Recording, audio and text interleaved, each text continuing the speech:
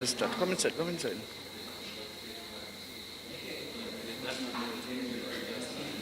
It's off. It's hot.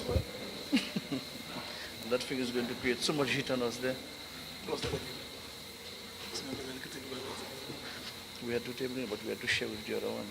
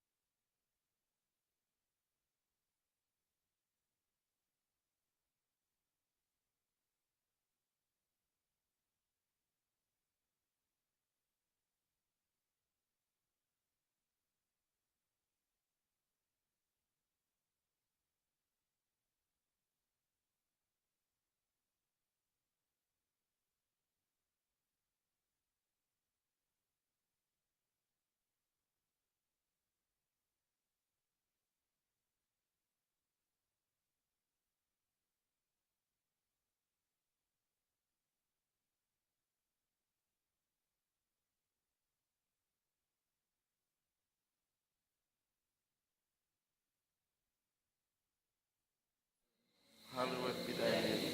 Thy kingdom come. Thy will be done on earth as it is in heaven. Give us this day our daily bread, and forgive us our trespasses, as we forgive those who trespass against us. And lead us not into temptation, but deliver us from evil.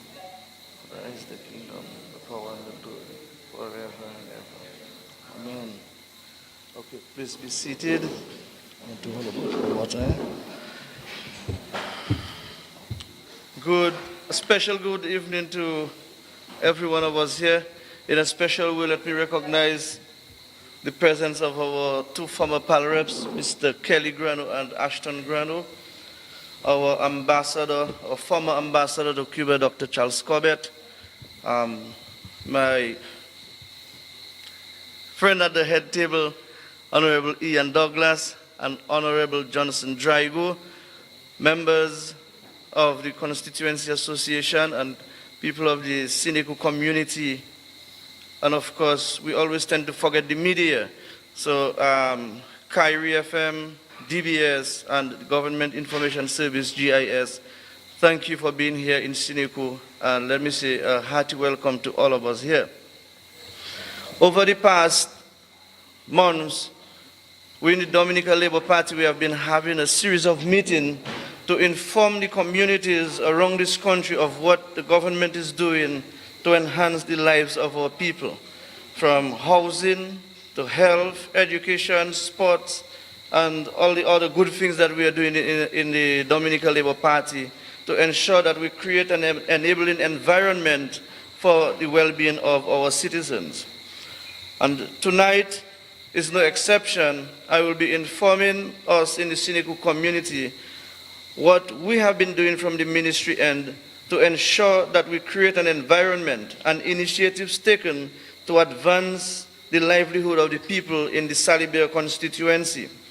It's all about creating a conducive environment for the well-being and social economic livelihood.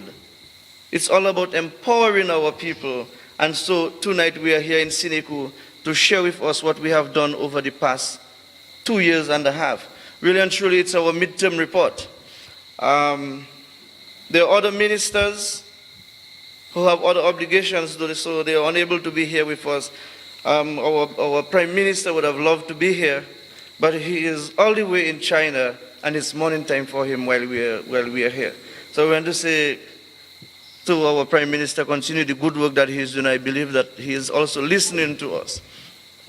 Now I'm going to waste no time because we have two other ministers to speak, and I don't want for us to keep us here for too long because it is our meeting. So I'm expecting for you to have a lot of interactions with us. Ask questions. Don't feel shy. It's open to everybody to ask questions, and we will be more than willing to answer. Okay, in terms of agriculture over the past 2 years, we have in the Ministry of Kalinago Affairs encouraged the formation of farmers group in every hamlet in the community. And in every hamlet, there's a representative for each farmers group to ensure that when things are being done for the farmers, they lobby on behalf of the farmers. And what we are hoping to do and to launch in the month of September is to launch a Kalinago farmers group that will be responsible for overseeing all the agricultural activities that is happening in the Kalinago territory, Atkinson and Antrizal. And really what we want to do is to create a functional body, because too many times we have individuals who are trying to lobby on their own. So one person may want a bag of fertilizer, but it's kind of troublesome to be helping one here and tomorrow another person needs assistance. What we are trying to do is to put things in order so that when a group is asking for assistance, we help not just one individual, but on a group basis, and everybody can benefit and see the outcome of what we are doing. So the Minister of Agriculture will speak further to that, because we need to see the greater output in our agricultural produce. And of course, we have had a distribution of vegetable seedlings in the value of $5,000, and this includes all the vegetables that we consume here: carrots, cabbage, tomatoes, etc. And really this is in an effort to start the whole backyard gardening that we used to have in the past. Currently, in the Salibia constituency, really and truly we have been plagued with non-communicable diseases. And I firmly believe that with the development of backyard gardening, we could start to lessen the presence of such diseases. And of course, with other healthy habits, we can get rid of such NCDs. Also, because of the many complaints that we have heard from, and every Thursday and Wednesday when I'm on the ground, you hear the farmers are saying, we are not seeing our extension officer, or we are not seeing anybody. So, Zokani Waiter office there, Zokani Mete, no, this is Sanoni. But, so what we have done in the ministry is to add 3 officers under the NEP. So we have 1 officer for animal husbandry and 2 for crop cultivation. So we have given our farmers more access to us. And even sometimes I will personally go to the field, especially with Mr. Elvis Francis, who is one of those officers, to ensure that we are saying we are actually growing what we are saying that we are having. And of course it is tied nicely with the funds at the aid bank that we as farmers can access, but I'll leave that a little bit more for Mr. Draigo to speak to. I understand that some farmers, they are having some minor issues in terms of accessing those funds, but we'll put mechanisms in place to ensure that the farmers in the Salibia constituency can access those funds. Now, some people usually, when we don't know what is happening, we complain. And they said that we are not helping the farmers. But I can tell you that within the past year and a half, the Salibia constituency, we have received at least 750 bags of fertilizer. That's what we give to the farmers. Now, these fertilizers, they are fertilizers that we received from the government of Morocco. We did not get all at once, but we had the first 450 that was distributed among the villages in the constituency. And recently we had 300 bags that we assisted farmers with. Now, on a bigger scale, our government, the Dominican Labour Party, has been vigorously pursuing markets and exploring other opportunities for farmers. And I must say that tonight we have some good news to share with you, because we have now been exporting dashing to the U.S. market. And if I'm not mistaken, I believe that the U.S. market is demanding two 20-feet containers fortnightly, and the UK market is demanding 2 40-feet containers fortnightly. Right, Mr. Minister? So there is a market for dashing, and we are looking at how we can improve the value. So have a high-end value product that we could send to the outside market to ensure that our farmers in Dominica benefit, but most importantly, the Salibia constituency. I would like for us to take advantage of those markets. And there are a lot of other crops that is in high demand. We have turmeric, ginger, papaya, sweet potatoes, cassava, and even toloma. So these are crops that we can get into. Toloma and cassava, we are no strangers to toloma and cassava. I see some of our farmers here who engage into the toloma and cassava production, which is very good, and I'd like to encourage you to expand your fields, because the market and the demands for such product or produce is getting bigger.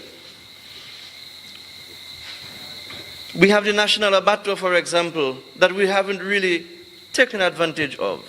So I would again encourage our farmers to start getting into pig production and chicken production.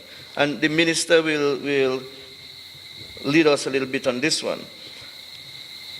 Right here in Sineku, friends, we had the establishment of the rural-based enterprise. Right here in Sineku, in collaboration with the small business enterprise, and we spent up to $0.5 million right here in Sineku. In Sineku, we focus on the training in sewing, tour guiding, catering, art, and to some extent capacity building. And sometimes we tend to forget. But for those of us who will be visiting Sineku in the new school term, we have a room right at the back here where we started this enterprise, where we do what I call book perfect sewing. Well, if it is not perfect, but it's almost book perfect. And we can get it right here in Sineku. Not too long, we invested in the training of individuals to develop cassava products. And we had the closing ceremony here, where we had a wonderful expo of what we did with our cassava products. So we are investing in our youths especially, and I can tell you that at least 15 young ladies, they started the sewing program right at the back here.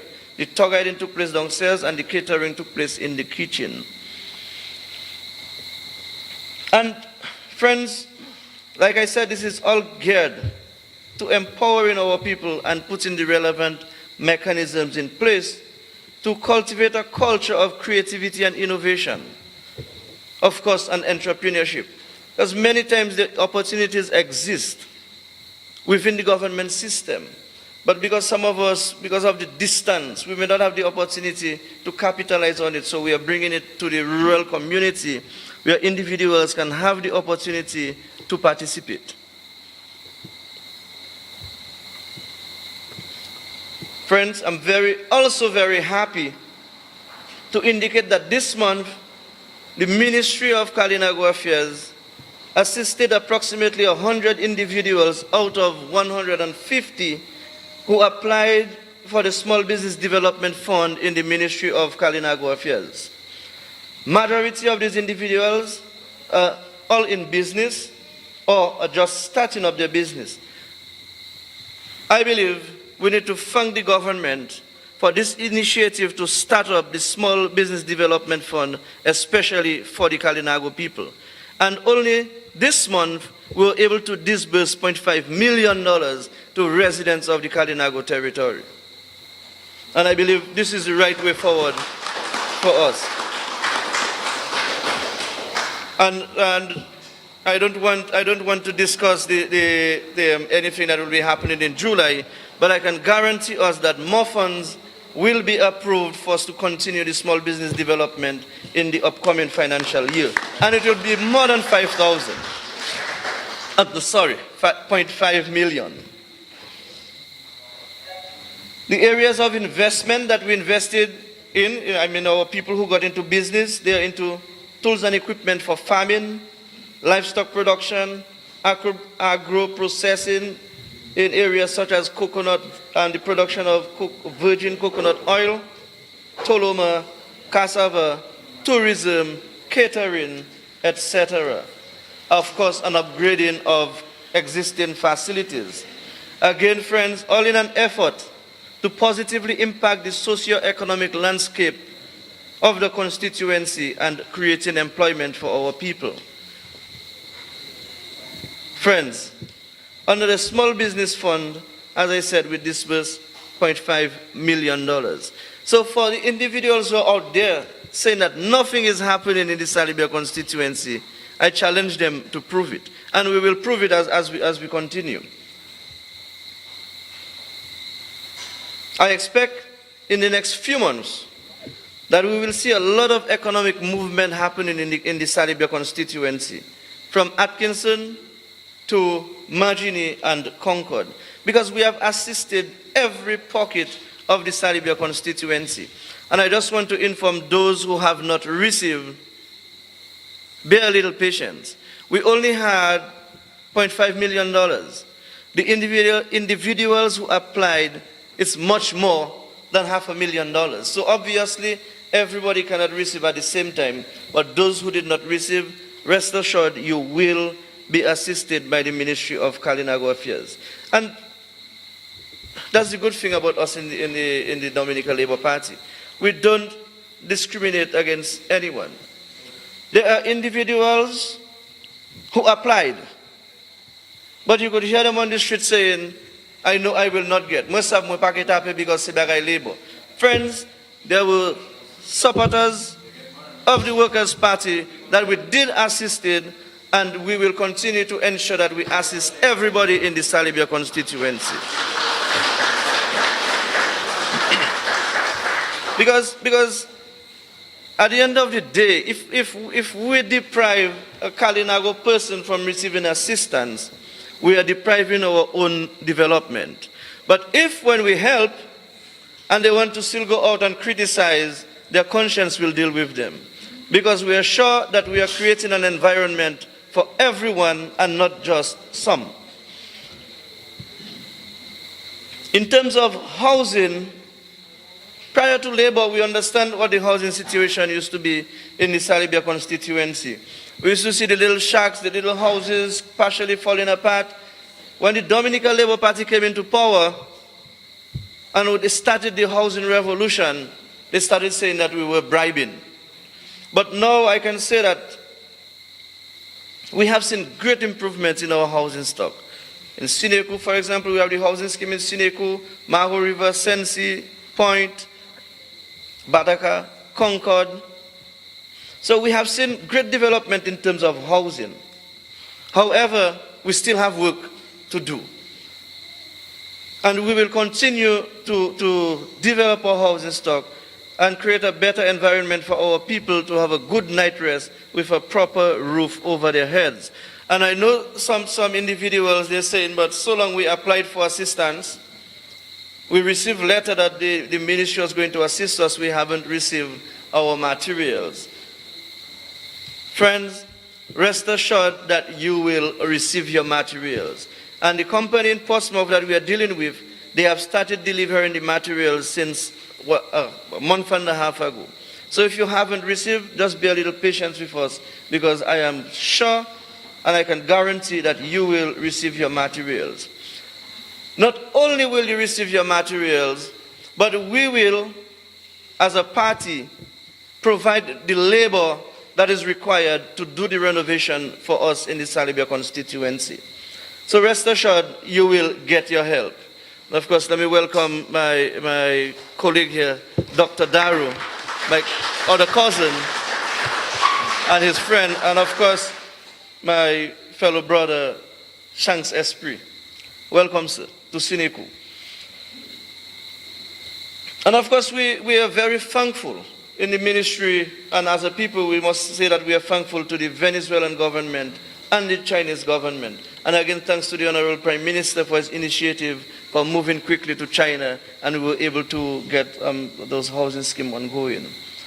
Of course, we have started the development of single occupancy homes with funds from the Korean. Again, thanks to the Korean government, that we are building some nice single structures for individuals, 12 by 20 with all facilities added to that structure.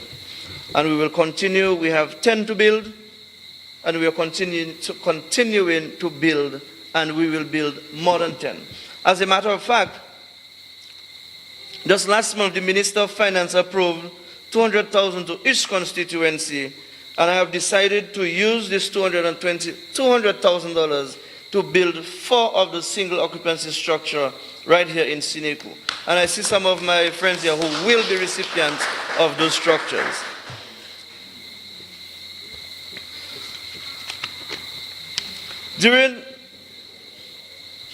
Most of us here, we were present during the last few months when the Prime Minister came here, and we had a lot of requests.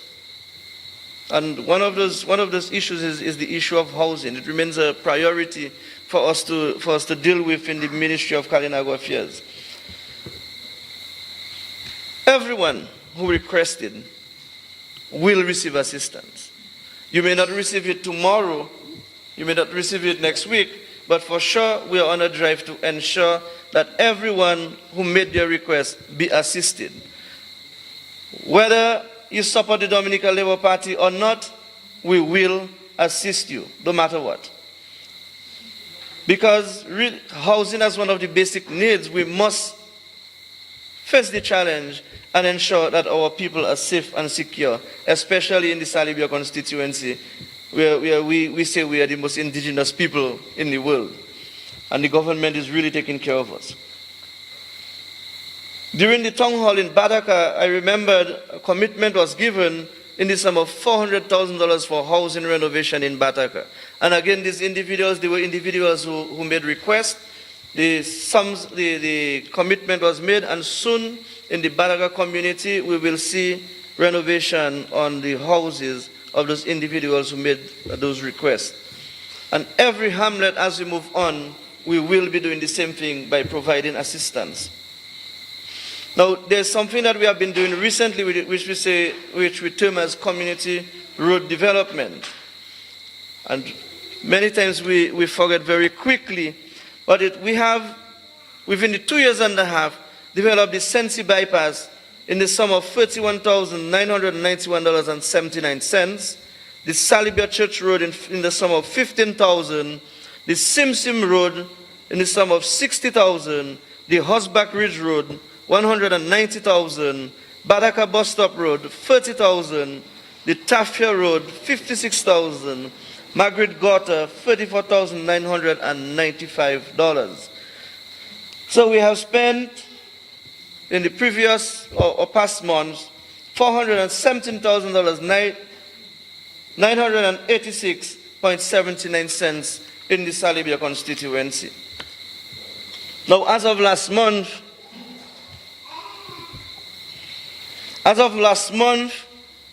we have seen a lot of development in road infrastructure in the Salibia constituency.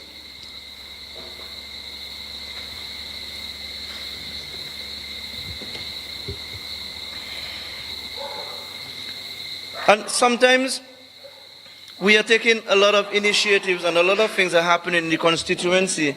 And many of us, we pay little attention to what is happening. Even while we were having the town hall meeting in Badaka, and I was speaking of the Horseback Ridge Road, I was very surprised that some residents of Badaka, although we had a meeting to inform about the development of that road, they were saying that they were not even aware that such development was happening in the Badaka community. Turn it off. Seems to be taking a little time. But we will see a few bird eye view of what we have been doing a little later.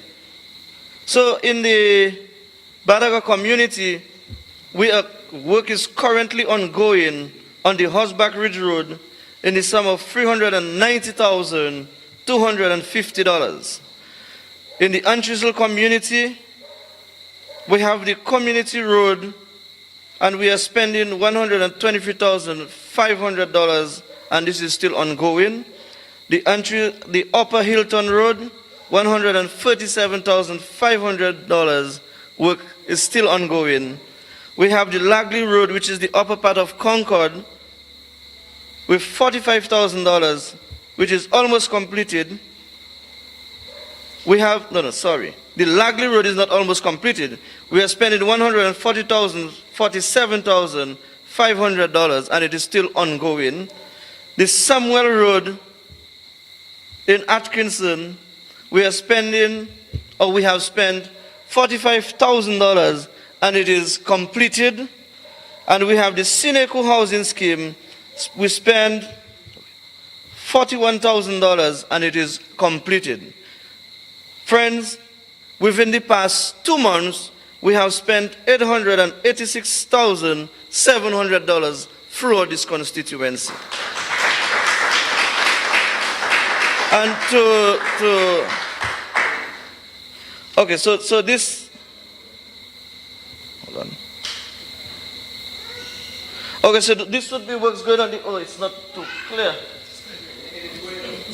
All right, so these are,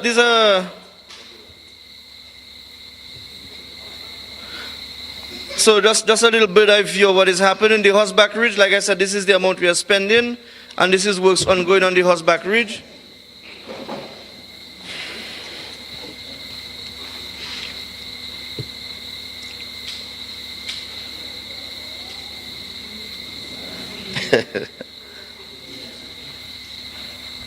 Okay, so like I said, this is ongoing works on the Horseback Ridge.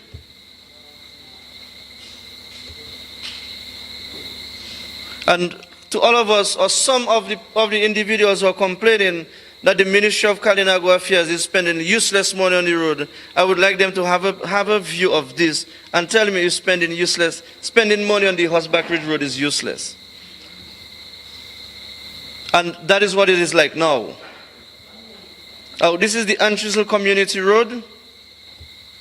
And of course, all this is being done by our local contractors. So there's no one from outside coming in to take any money from us to bring to any other community. And I can say to you that these roads, they are being done very professional. And this is the Upper Hilton Road. This is what it used to be. And this is what the Upper Hilton Road is now.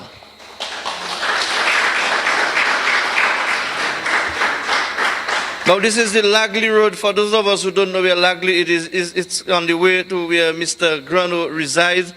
And this is the amount we are spending on that road. This is what it used to be on one side. You can see how it is. Sorry, we don't have enough picture for this one. I realize I may have made a mistake. But this is the Samuel Road, and we can see how the Samuel Road used to be. And these are our friends here doing some pretty good work on this road. And that is what it is now. And the Sineku housing scheme, you can see on one side how it used to be. And this is what it is now. So I want to personally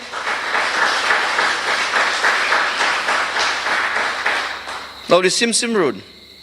You can see the state of this road, and this is how it is right now, but we have completed. So this picture was taken a little earlier on. Okay, so we'll stop here a little bit on the road.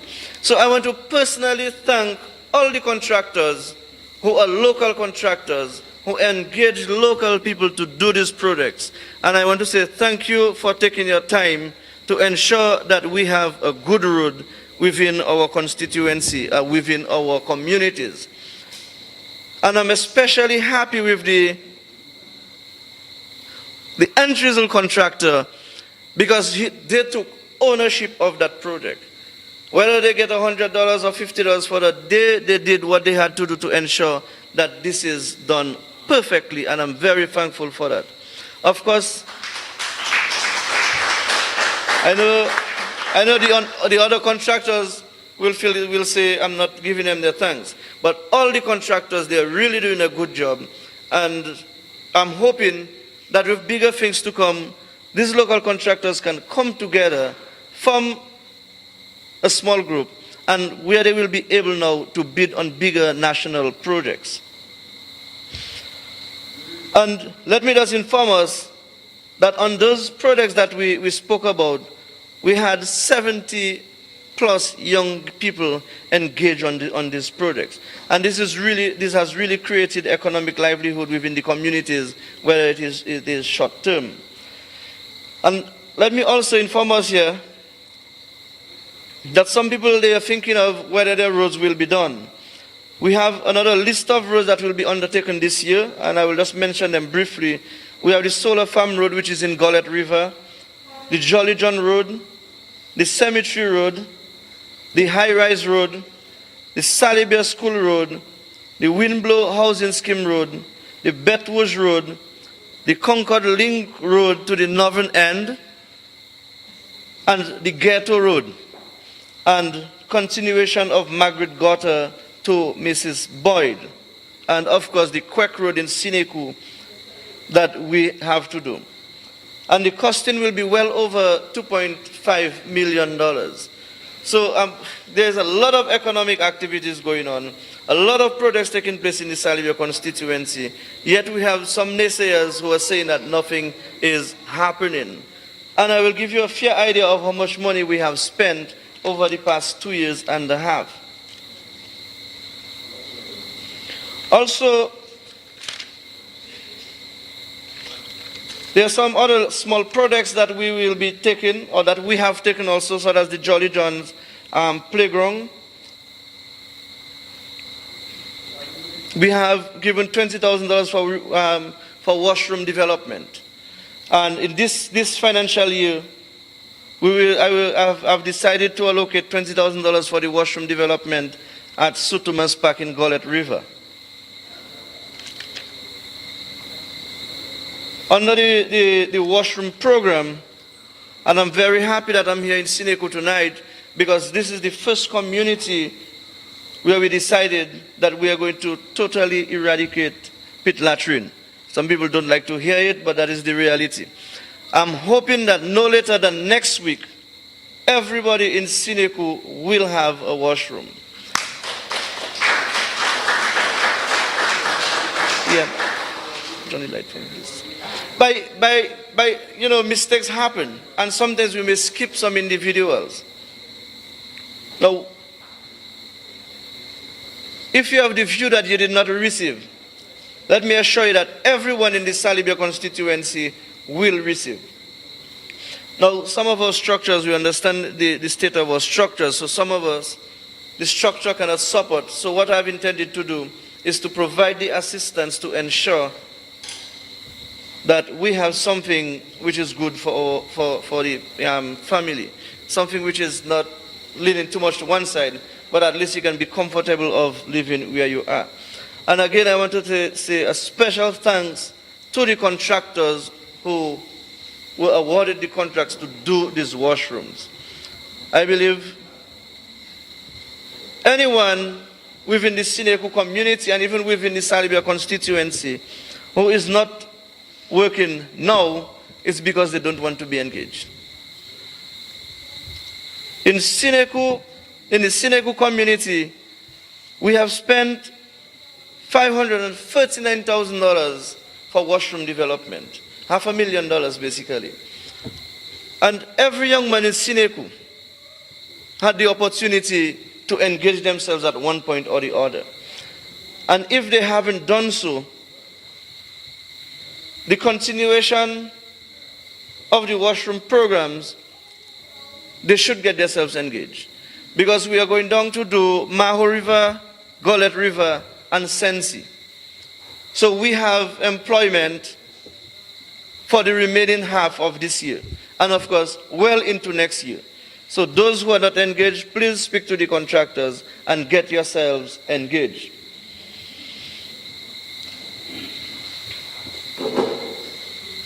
If we, in a rough calculation that I did, if we combine job creation in the roads and the washroom program, we have well employed over 215 individuals within the past 3 months. And I believe this is good for the Kalinago territory and Atkinson. Now in sports, we have done numerous contributions, but again, sometimes people tend to have short-term memories.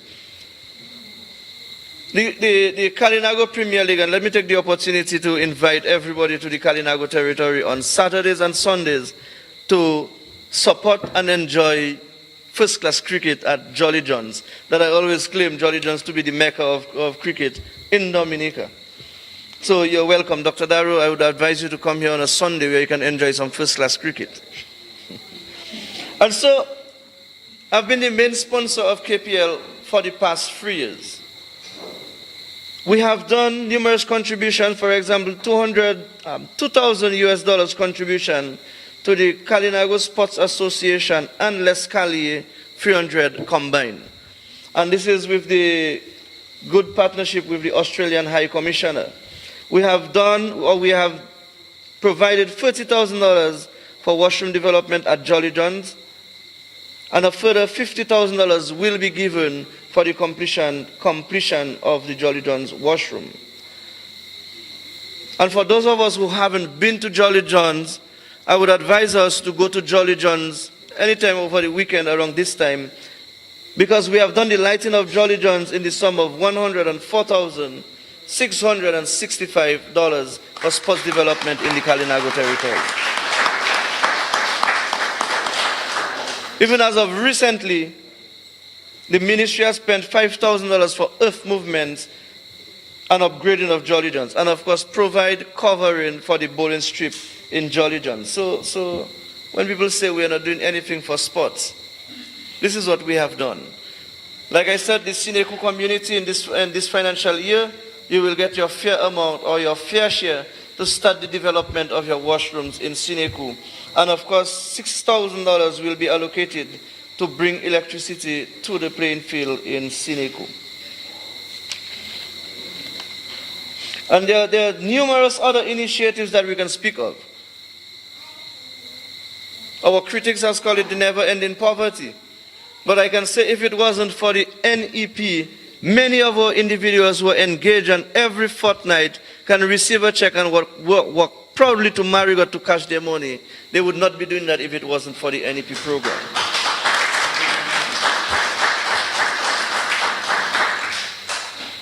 And so, the numbers of persons engaged under the NEP will increase in this new financial year. The minister who is responsible for national employment is here, and you should expect that from the Ministry of Kalinago Affairs with a submission of a list of names, Mr. Minister. But currently under the beautification program, and for those of us who are visiting, you would realize that you are seeing how beautiful it is to drive or when you're entering the Kalinago territory.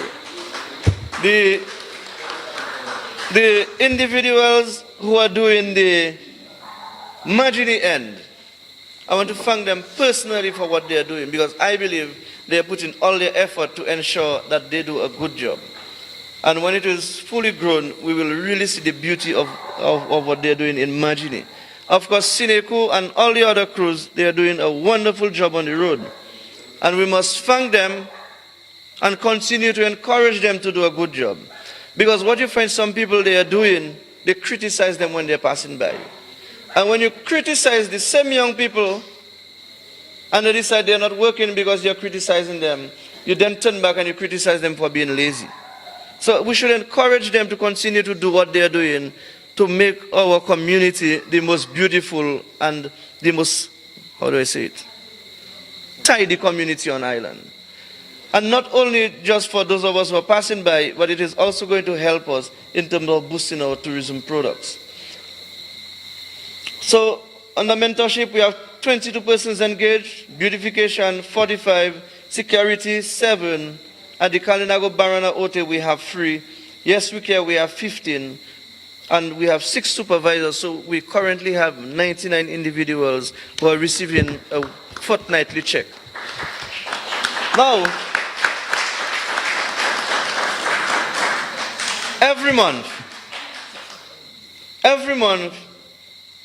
in the Salibia constituency, we are receiving a sum of $58,509. And this is not including the 36 graduates that we have at various institutions and offices around the country who are receiving between $1,800 and $2,200. So if we put everything together, we can actually see the economic spin-off of what is happening in the Salibia constituency. And we must encourage our people, and let me just say that some of us who are engaged, especially in the offices, they don't necessarily support the Dominica Labour Party. We hear them, they criticize every day. But a pronouncement was made that every university student from the Kalinago territory would be engaged. And this is what we are doing, whether they are supporting blue, whether they are red, whether they are green, we engage them. And we will continue to engage our people.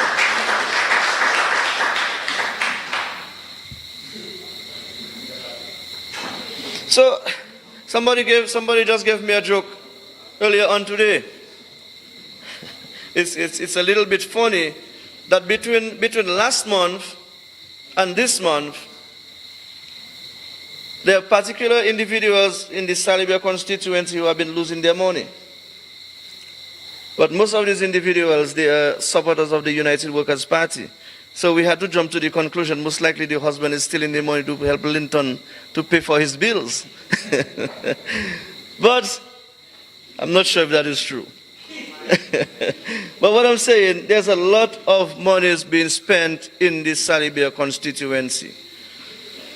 Just last week, and to some extent this week, we had over $56,000 spent for assisting our college student with transportation.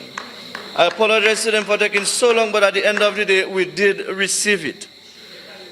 And the Prime Minister and my cabinet colleagues who are here can attest to the fact that anytime it comes to the Kalinago people, the Prime Minister's hand is always softer when it comes to the Kalinago people than for Draigo, Mr. Honorable Draigo, and thank you. And he has said publicly that all Kalinago students should, once you meet the requirement to attend the Dominica State College, none of them should be left behind. And when I speak of the Kalinago students, the people from Atkinson, please don't take offense. But let me say the Salibia constituency. So all of us across the board, we have the same opportunity to go to school at the Dominica State College once we meet the basic requirements. All I'm asking of our students is, while we are spending all this money to ensure that you receive an education, is to grab the opportunity and perform to the best of your ability so that at the end of your first semester, you can have a GPA of at least 3. Because if it is 1 point something, I will have great difficulties in facing the Honorable Minister of Education. So I'm asking us, our parents who are here, with students attending the Dominica State College, please let us encourage them to perform. Because spending all this money and you're not performing, really, it doesn't worth it. And at the end of the day, we are the same students who will go out and we will criticize all the initiatives that we have taken to develop our human resource base but yet sometimes we are wasting the opportunities. So I want to end here because I have my other ministers, cabinet colleagues who will share a few words with us. I want to thank you for listening and continue to support the Dominica Labour Party, because I can tell you there's a lot in store for the Salibia constituency and for every constituency in this country and Dominica by extension.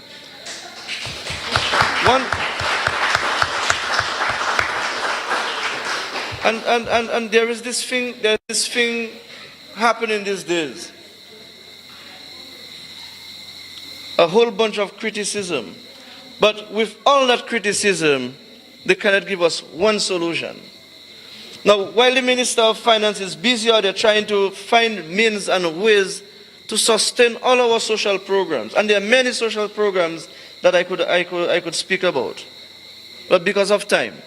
But while the Minister is out there seeking funds to ensure that our social programs are maintained, to ensure that the 70 years and over receive their $300 every month, to ensure that the hospital bills are paid because we are receiving free medical care for individuals who are 60 and over and those who are 18 and below, free transportation for our students, transfer grant, and the list goes on and on.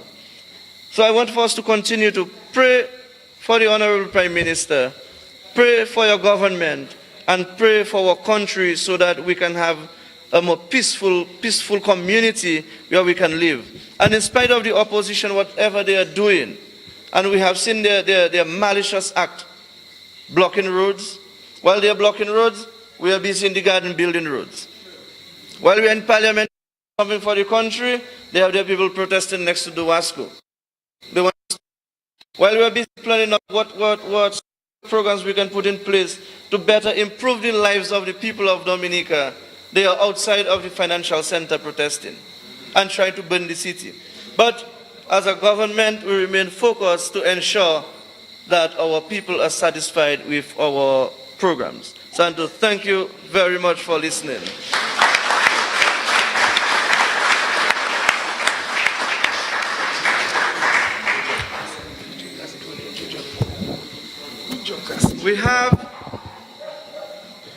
We have our friend here. I call him he's our really close friend, our neighbor. He's no stranger to the Salibia constituency. In fact, we are of the view that if he has to contest the Salibia constituency, he may even win in the Salibia constituency. This is to show how integrated he has been with the Kalinago people.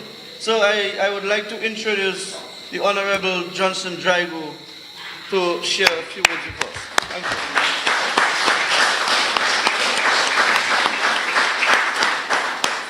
Thank you very much, the Right Honorable Casius Darroux. Let me, in a very special way, recognize my colleague, the Honorable Ian Douglas, who has never refused to respond to a request to attend a town hall across the island. Let's put our hands together for Ian. Ian goes all around the island supporting comrades at the town hall meeting. I also, in a very special way, want to recognize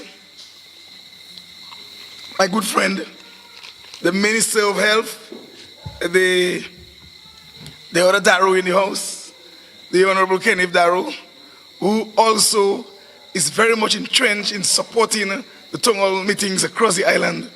I think we've been throughout the island, coast to coast, supporting our fellow ministers and para-reps and caretakers in town hall meeting. And I want to recognize him here this evening. I also want to recognize a very powerful contributor to our town halls, our radio programs, and a pillar of support for me in the Ministry of Agriculture and Fisheries, the man who has taken full control of all of the feeder roads we have across the island. He is none other than Mr. Shanks Nichols Esprit. Let's recognize him, please, in a very special way. We also have our two former parliamentary representatives of the Kalinago constituency, the Salibia constituency, the brothers Ashton and Kelly Grano. Dr. Colbert, who is back here with us, and all other prominent members from the Kalinago community who are here this evening, but in a very special way, the people of Sineku, and all the listeners on radio and television and through the internet, wherever you are. The Casius constituency must be mentioned. Special good evening to everybody. Let me say it's so good to be back here at the Sineku Resource Center, because I remember quite vividly working with Child Fund Caribbean as a project officer for the Roving Caregivers Program. I spent a lot of time working with you, supporting you, helping you with your children, and I will take whatever action is necessary when I see anything infringing the lives of children when I was in the field in the Kalinago territory. We've often said to the people of Dominica that we, the ministers of the Dominican Labour Party government and PAL reps, when we became politicians, we were all employed. None of us were unemployed. My counterpart Ian Douglas is still a lawyer. Dr. Darroux is still a doctor. I came through as a project officer in the Roving Caregivers Program working for Child Fund Caribbean. Our friend here is still pursuing his doctorate. Shanks came through the Duasco. So we did not enter into politics looking for work. We were at work and we were called. And we were called because our constituency recognized us as persons committed to working for people and the advancement of people. And that's why we're here, and that's why we continue to win our seats. And that's why we will continue to win our seats. Having said that, I'm here tonight to first of all promote the $10 million facility that the government has placed in the aid bank for you, the small farmers of Sineku. You know, as I said recently, there are several programs structured to derail our efforts at assisting our farmers. But we are good at counter-attacking anybody who attacks the work of this government. That's why we always win. So we are here not only to speak to you, the farmers of Sineku, but to continue to speak to the farmers of Dominica, to let you understand the importance of working with this government and to ensure that you continue to benefit from the effort of this government to move your families forward through agriculture.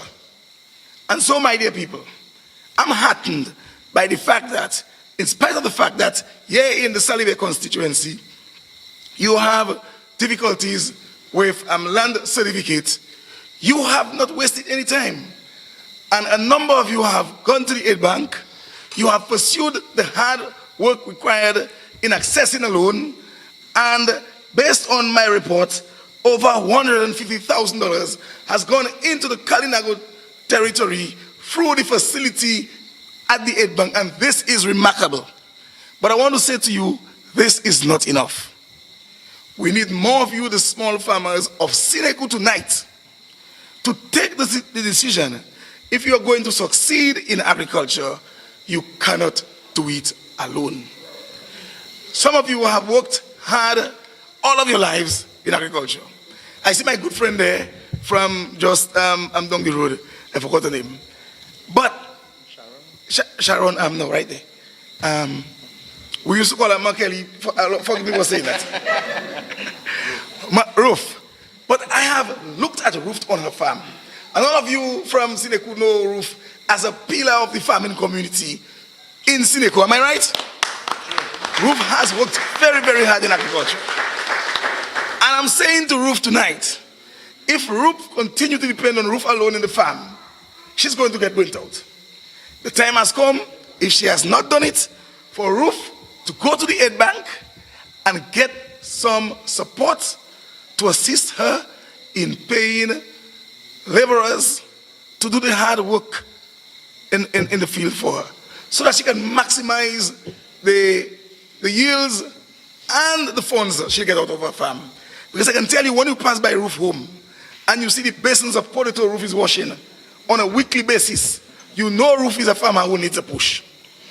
And my dear people of Sineku, people get frightened when they hear of money in a bank, l'argent bank, interest. It has never been easier in any bank globally. You are going to access some funds in the bank where from 1,000 to 15,000, you do not need any collateral whatsoever. All you need is to demonstrate to the bank that you are a solid farmer. You can demonstrate through your records or through the document that will be given to you by your extension officer who would have visited your fields to see what you have on your fields and so on, and it would give you that credit report that you will take to the bank. Of course, when you go to the bank is going to ask you certain questions. And for some persons who may have taken funds from the bank and have not paid back or never paid back or had challenges in paying back, the bank wants you to demonstrate that you have the capacity to repay. A gentleman came to me last week at my office. He said to me he went to the aid bank to get a loan. And he brought everything, but the bank refused to give him the loan. I said, you sure you brought everything you needed to take to the bank? He said, yes, sir. I brought everything I had. I said, you had any past loans with the bank? He said, well, from something he said, well, I knew something else was coming. I had taken a loan and I could not have finished paid it. And whoever secured the loan for him had to finish paying the loan. It's natural that the bank will give you a bit of a challenge. If you had a loan with the aid bank and you had not completed paying it, the bank would want to ensure that this time they have the structures in place to ensure that you're able to pay the loan. But for you farmers who've been working very hard and have your record to demonstrate that you've been working hard, you are part of one of the programs we now have in the industry. You're either going into yams, you're going into dashing, you're going into potatoes, you're going into peppers, you're going into fishing, you're going into dashing for export, you're going into all of this program. You have a contract with Dexia, which my friend will tell you even a little bit more about. But you are part of a program, and you are planting with a target. You have a plan in mind. You have a project that you have developed, nothing large and on a large scale, but a simple plan. I'm planting this 2 acres of dashing. This is my market. And I often get blows when I say to my farmers that they need to know that their market they're planting for. Now is the best time to ensure that you are planting for a particular market. But I'll tell you a little bit more in things like dashing before. But today, all of the core crops that we export, the pack house want them in large supplies. So if you get to Dexia today and you tell Dexia you're going into yams, you could be tied into a program. You're going into dashing, you could be tied into a program. You're going into potatoes, you could be tied into a program. You're going into cucumbers, you could be tied into a program, and you could be producing for a specific market. This is the kind of agriculture we want to push, market-driven agriculture. So that if you go to the bank to get some money and you're going into expanding your fields, you know where your market is. Now it's important that we have farmers, more farmers than the targeted market planting, because the hucksters will continue to buy crops for all of their markets out there and so on. And there we have some major suppliers, some exporters rather, across the island who do export on a large scale. So therefore, we still need farmers planting for them. But we are looking for a core group of serious farmers across the board, not only in Sineku. We're looking for them in Bells, we're looking for them in Calabishi, we're looking for them in Portsmouth, we're looking for them in Marigot. Persons who want to do agriculture as a business to create the scale of employment that we want, where they themselves become employers because they have a core of persons working for them in the field, they have a core of persons working for them in processing before they get it to the pack house or wherever, and they are moving in agriculture seriously. So for those of you here from Sineku, I am saying to you that if you have not been to the aid bank, now is the time to go to your extension officers at Casius. Half of them there are from the Kalinago territory, so therefore you should have access to them. The head of the office is from the Kalinago territory as well, and then we have some bright young guys coming out of university whom we have employed at Casius, working for the industry in this district. So therefore you should have access to all of the officers at Casius, but you must be serious. Do not sit on the wayside and listen to the negative talk. The negative talk we will always have. Doesn't matter what we do as a government. It doesn't matter how successful we are. It doesn't matter how glaring the success is. There are going to be people who will say it could have been done better and it is not good. And we're fully aware of that. So we're not perturbed by that. But what we are saying to you, the people of Sineku tonight, is we want you to be focused on what is to your advantage. And one of the things you have going with you is you have always been very hard working people. You've worked the soil all your life. Now is the time now, having worked so hard alone, there's a facility now created for you in mind and with you in mind. So I want you, the people of Sineku, to prepare yourselves to take advantage of this $10 million facility. If there's one thing I want to pound tonight, is the importance of Sineku farmers benefiting from that $10 million facility. Because from 1,000 to 10,000, you do not need any collateral. So nobody's going to ask you, where's your bank book? All they're going to do is work with you, come and see your farm, come and see what you're doing. And I'm saying to you, the farmers of Sineku, you do not have to go for $15,000. All you may need is $4,000 or $5,000 to assist you in paying a couple guys to work for you, buying your fertilizers, buying your chemicals, buying your trays, getting proper tools, your knapsack, proper cutlass, a couple file, so that when you hit that farm, you are taking it seriously. Additionally, farmers, gone are the days when we used to go to your farm and you would only spend 2 hours and go back home. The farm demands that you give it all the hours needed for you to be successful. In the past, people used to go to the farm with their little bag with some meat in there because the dashing is on the farm already. You may not want to do that today. Work with your lunch. You have to have lunch time on the farm. And if you're going early to the farm, you have to have breakfast time on your farm because that's your job. That's your business. So therefore, going to the farm at 7 and being back at 10 and just on the block, you're not a serious farmer if that's what you're doing. You're still a small farmer working for just one bag or one basket on the wayside. So I want you to wake up in the morning, you feel healthy, you take your cutlass and your file, you either walk with your breakfast or you cook on the farm. But you give a proper day to yourself on your farm. And you continue to work with your extension officers. You need your extension officers today more than ever. And the idea of people saying you're not seeing the extension officer, go to them. Make some time, go to Casius and let him set a date as to when he's going to come to that farm of yours to give you the support that you need. Because this is how you're going to succeed if you work with your extension officers. So I'm sharing this with you tonight, my dear good people of Sineku. And so we've seen that farmers across the island, they've gone to the aid bank and they've succeeded in getting funds for development of all the crops that I mentioned, dashing, yams, potato, you name it. They also have been accessing funds for piggery, for poultry, for beekeeping, for fishing. And then you have bays in Casius and in Marigot. If somebody from Sineku wants to be a serious fisherman, nothing is wrong in that.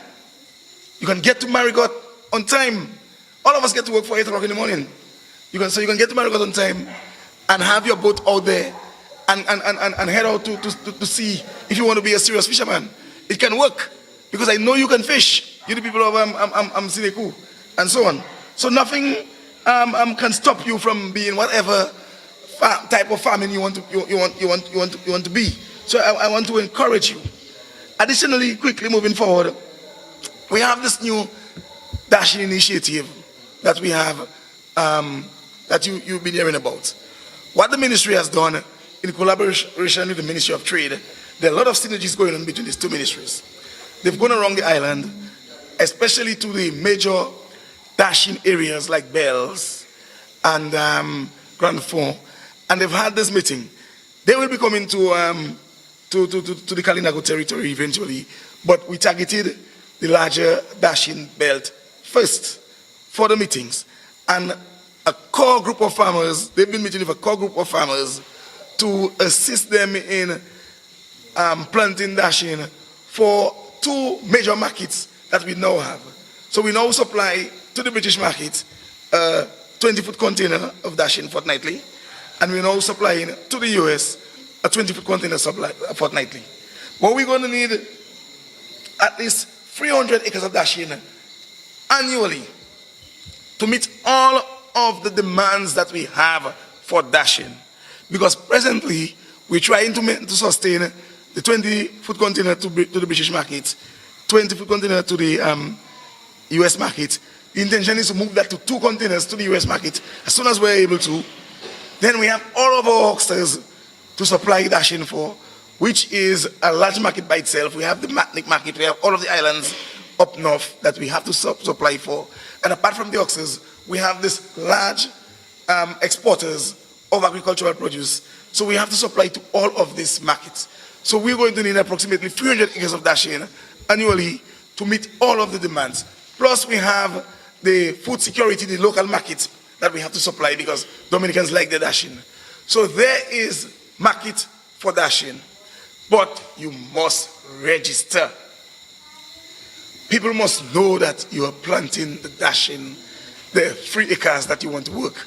One of the challenges we had in 2016, early 2017, is that coming out of the heavy drought of 2014 and Black Sikatoka, we took a pounding in the entire industry where Black Sikatoka virtually wiped out our plantain and our bananas, and the drought killed almost everything everybody else had.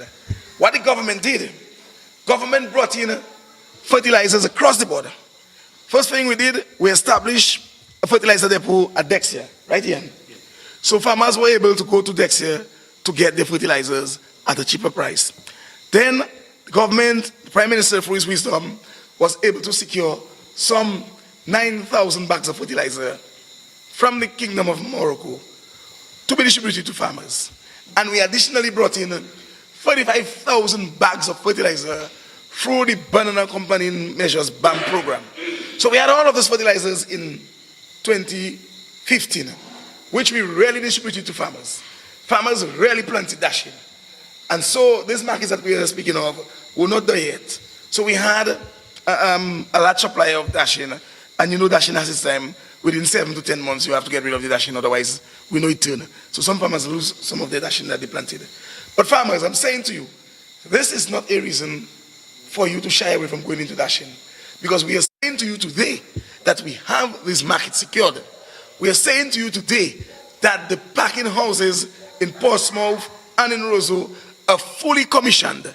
We are saying to you today that the dashing we export are a dashing that is processed, washed, weighed with the right weight in the boxes, properly packed, ready for shipping. We are saying to you today that a huckster do not have to come to your farm anymore. He can just call the pack house in Portsmouth and he can put an order for 5,000 pounds of yam at any given day. We are saying to you today that the huckster do not have to come to your farm anymore for dashing. If, according to the market he is supplying for, especially if he's supplying for the high-end markets in Virgin Islands, if he's supplying to the hotels, he don't want your dashing tied in a bag anymore. The market that he's supplying to do not want dashing in any bag. The market that he's supplying to the hotel, he wants a dashing that is processed, well trimmed, well washed, and well packaged, well dry, going through the conveyor belts we have in Portsmouth. That's the dashing he wants, with a box that is labeled Product of Dominica. So therefore, these are the kind of markets we have there.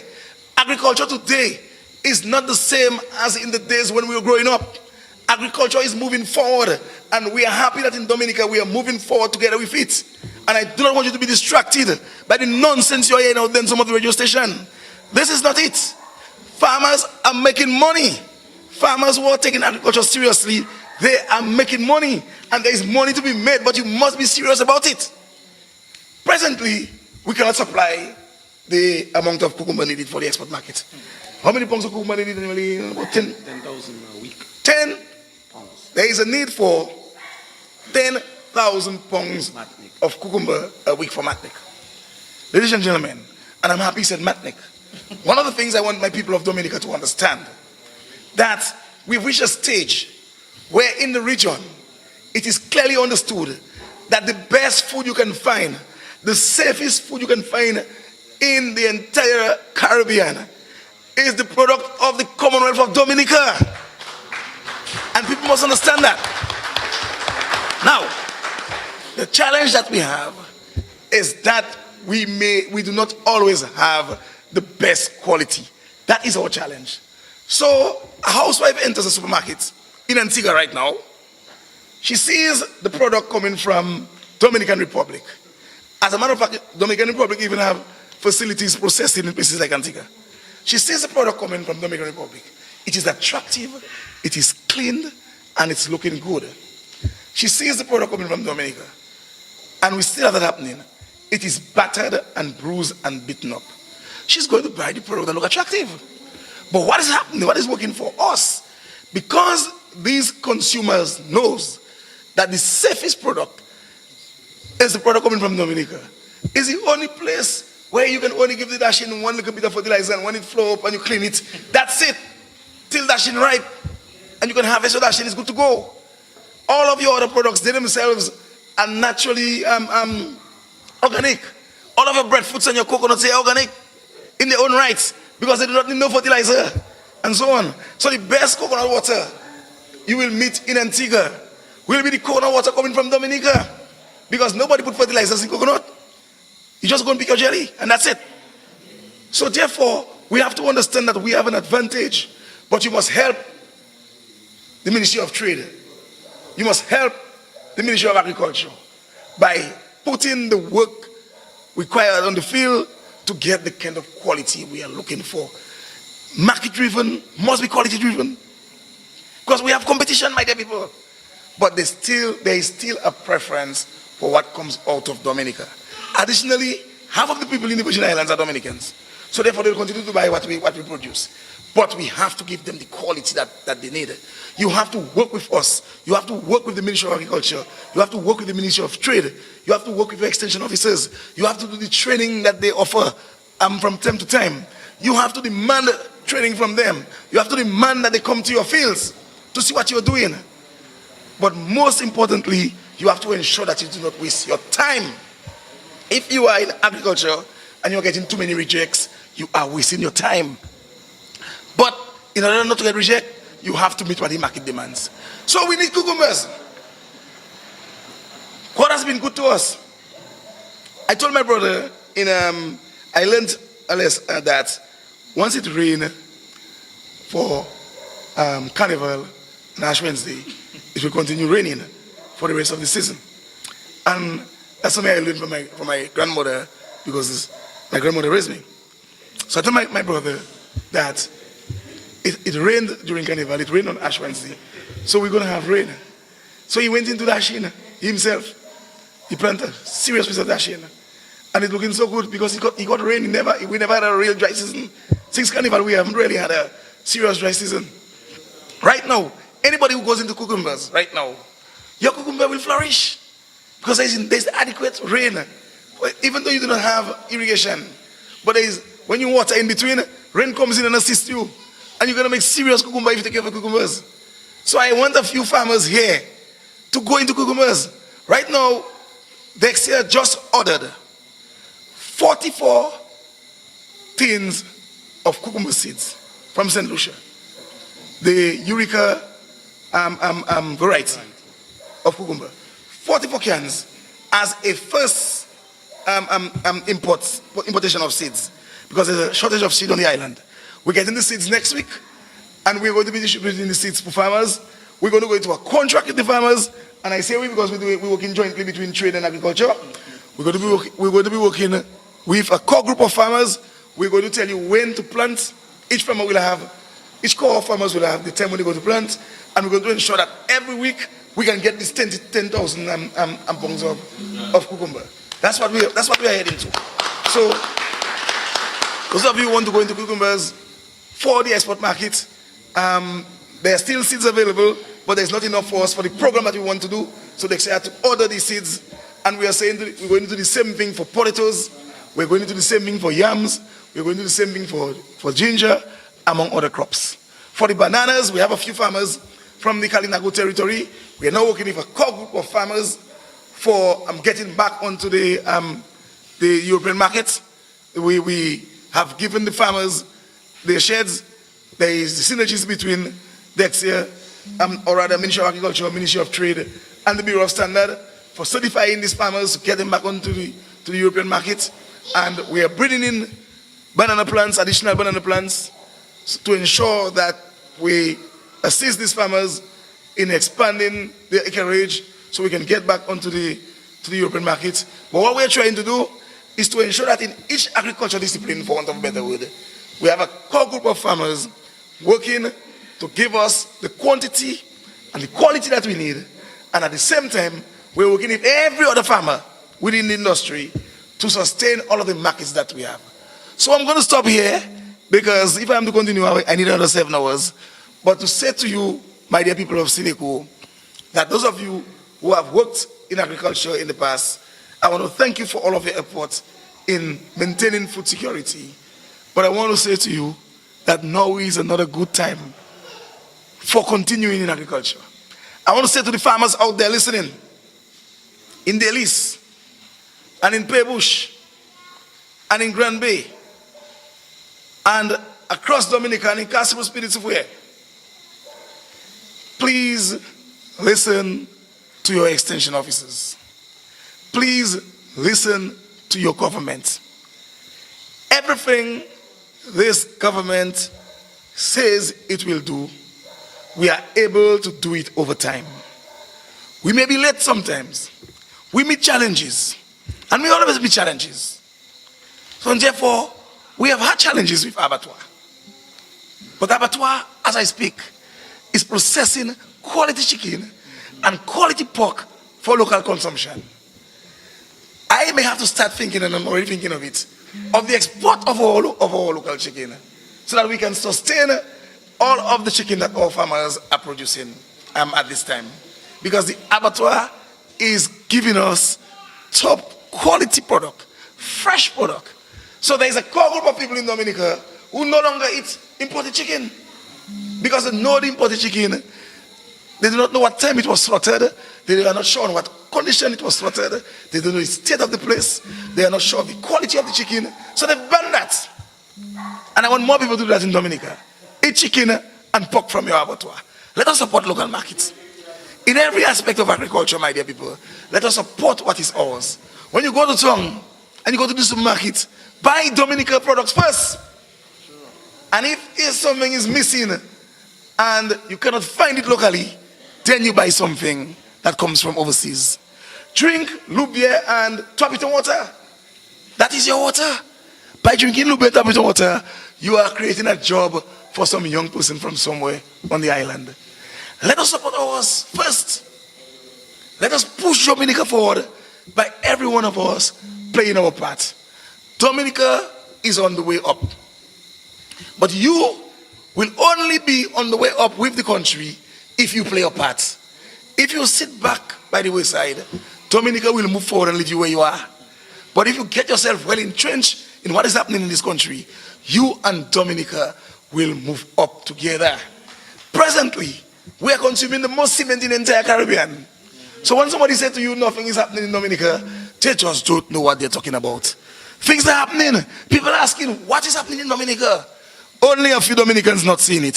For those of us, people like you, the people of Sineku and I, and the government who are seeing it, let's hold together. Let's continue to bind ourselves, and let's in Creole, pousser Dominica d'ouvre, pousser Dominica muti. Because I can tell you, we are on the path of great development. You can only be in it if you play your part. Thank you very much.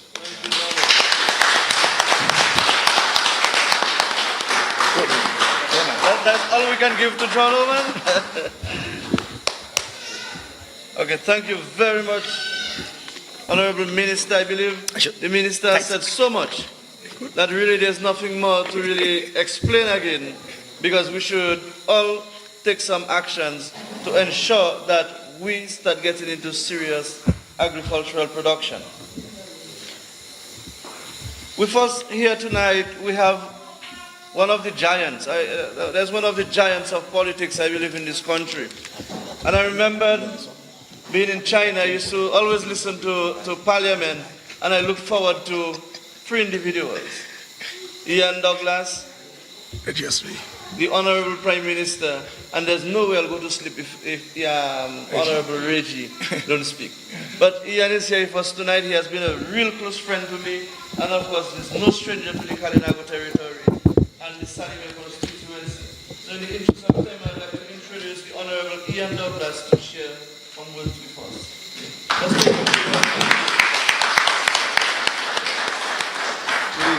Good evening, ladies and gentlemen. Is the microphone on?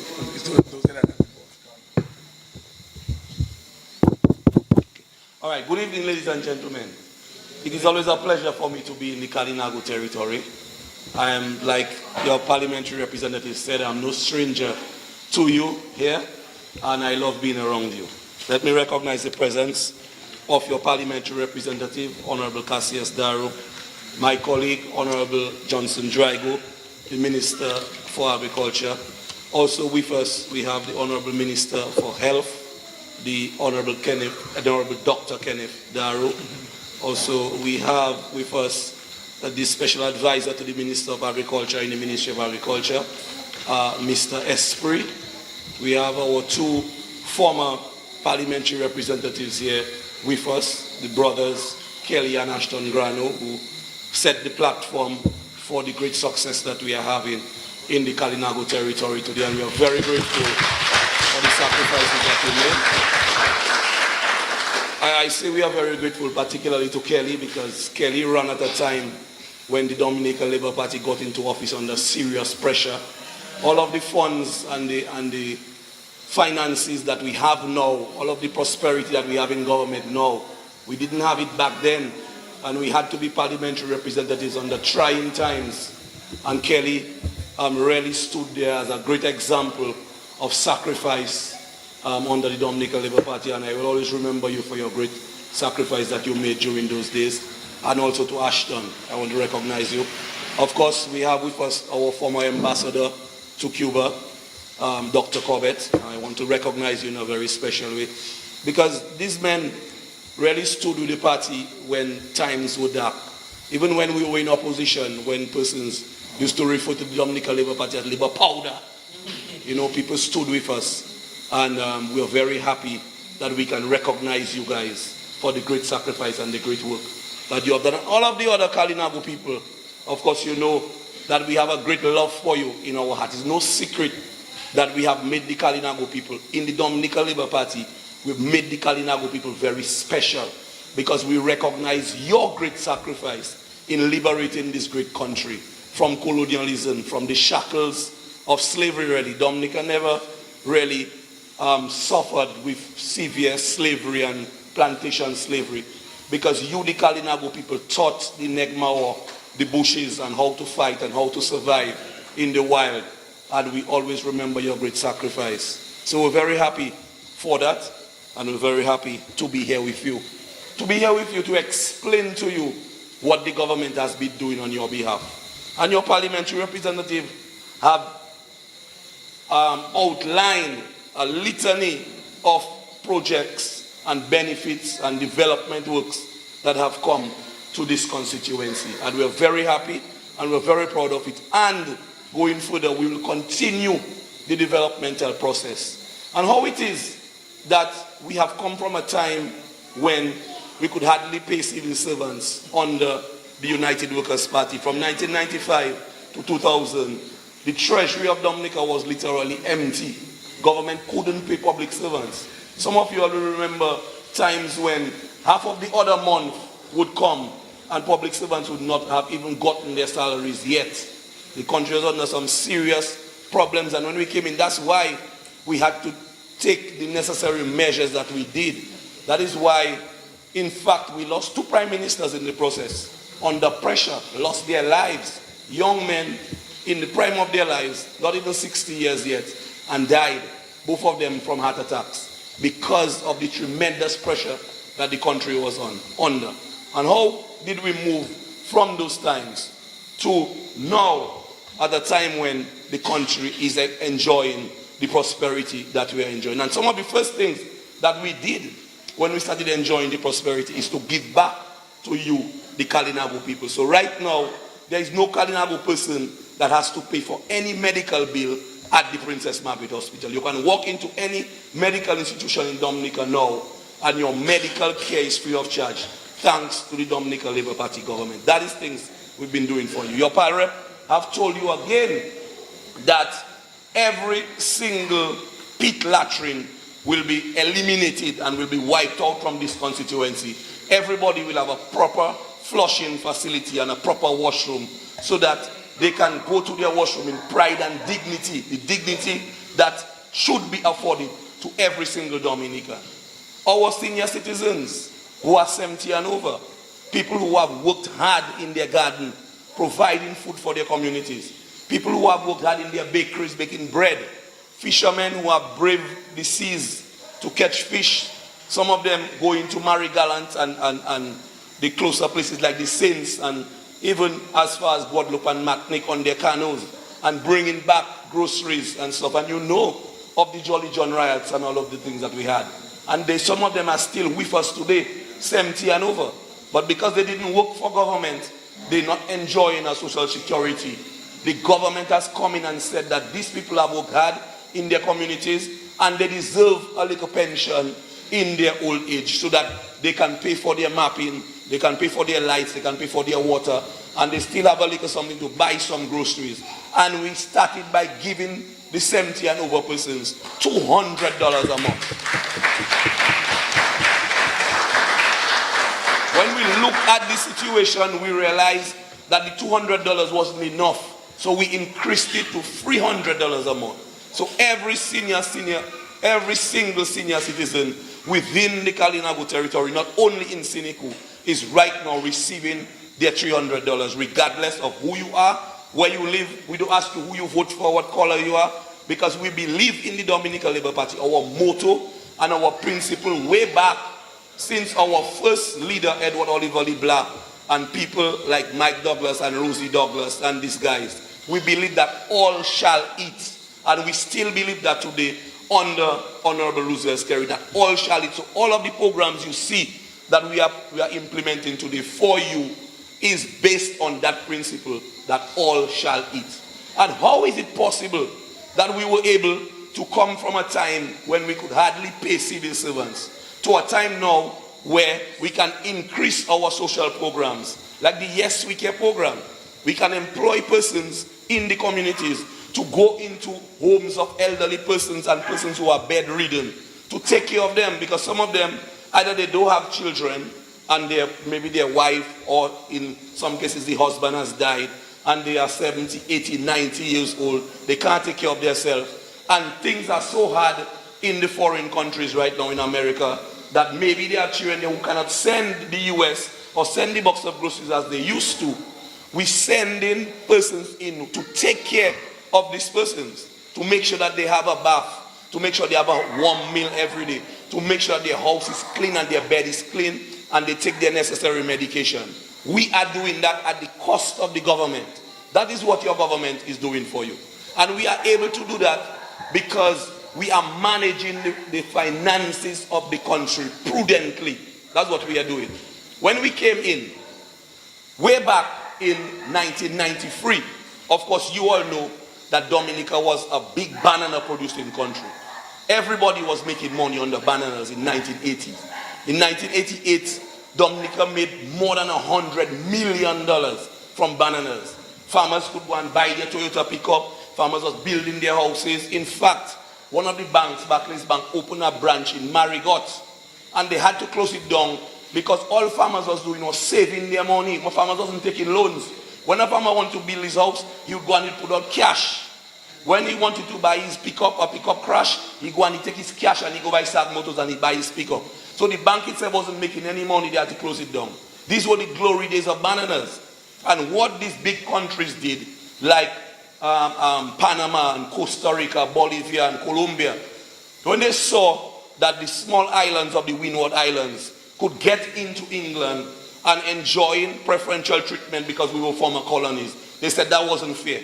everybody had to go in under the same conditions. Of course, we couldn't compete with them because they grow bananas on estates that are bigger than Dominica and flat land. We have to grow bananas on slopes. You have to cross 3 rivers with the bananas on your head to get into the boxing plant. And after the boxing plant, you have to travel for about another 45 minutes on a feeder road before you even get to the main road to get it to Longhouse. So we couldn't compete. So what happened? Farmers now started leaving the banana industry. The earnings from bananas started to drop. So Eugenia Charles, who was our prime minister then in 1993, came up with this great idea to allow investors, foreign investors, men with a lot of money, millionaires and billionaires around the world, to come into Dominica to invest. So they could pledge 100,000 US and they would come into Dominica, and then she would get that money and she would be able to invest in things like hotels. So the first project she tried was called the Layu River Hotel Project. And that Layu River Hotel Project started. But at the very same time that project started in 1993, United Workers' Party was formed in 1988. And United Workers' Party heavily criticized the citizenship program. They heavily criticized. It was called the Economic Citizenship Program to build the Layu River Hotel. And they were shouting, Chinese go home, because the Taiwanese were there trying to build the Layu River Hotel. And that is what they did. In fact, Honorable Edison James went as far today. We hear the present Prime Minister has pledged that he is going to build the international airport. But we could have had that international airport 20 years ago. Because after the Grenada Revolution, when Eugenia Charles championed the Grenada Revolution, she brought Ronald Reagan here to rescue the Grenadians after they had assassinated the entire cabinet. The Prime Minister was shot to death on the firing squad. Eugenia Charles went to America and told the Americans, we have to take control of the situation in Grenada. It's deteriorated. And the Grenadians came, the Americans came, and they helped to invade Grenada, and they brought the situation under control. As a result of this, the Americans, Ronald Reagan, who became a great friend of Eugenia, asked Mamo what it is she would like for her country, being such a great leader. And Mamo said all she needed them to do was to come to help us with the building of the international airport. That was in 1989. So because Edison James realized if the Americans came to help Eugenia to build the international airport, that would give Eugenia a boost going into the 1990 elections.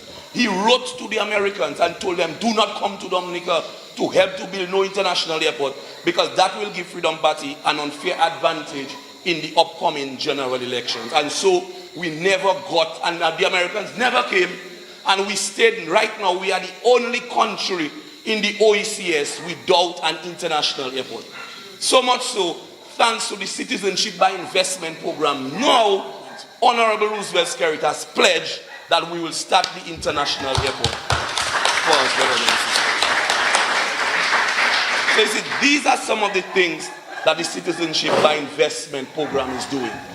And you know, and even Lennox Linton went to America. I mean, how you can leave your country? You get up in your bed in your right mind.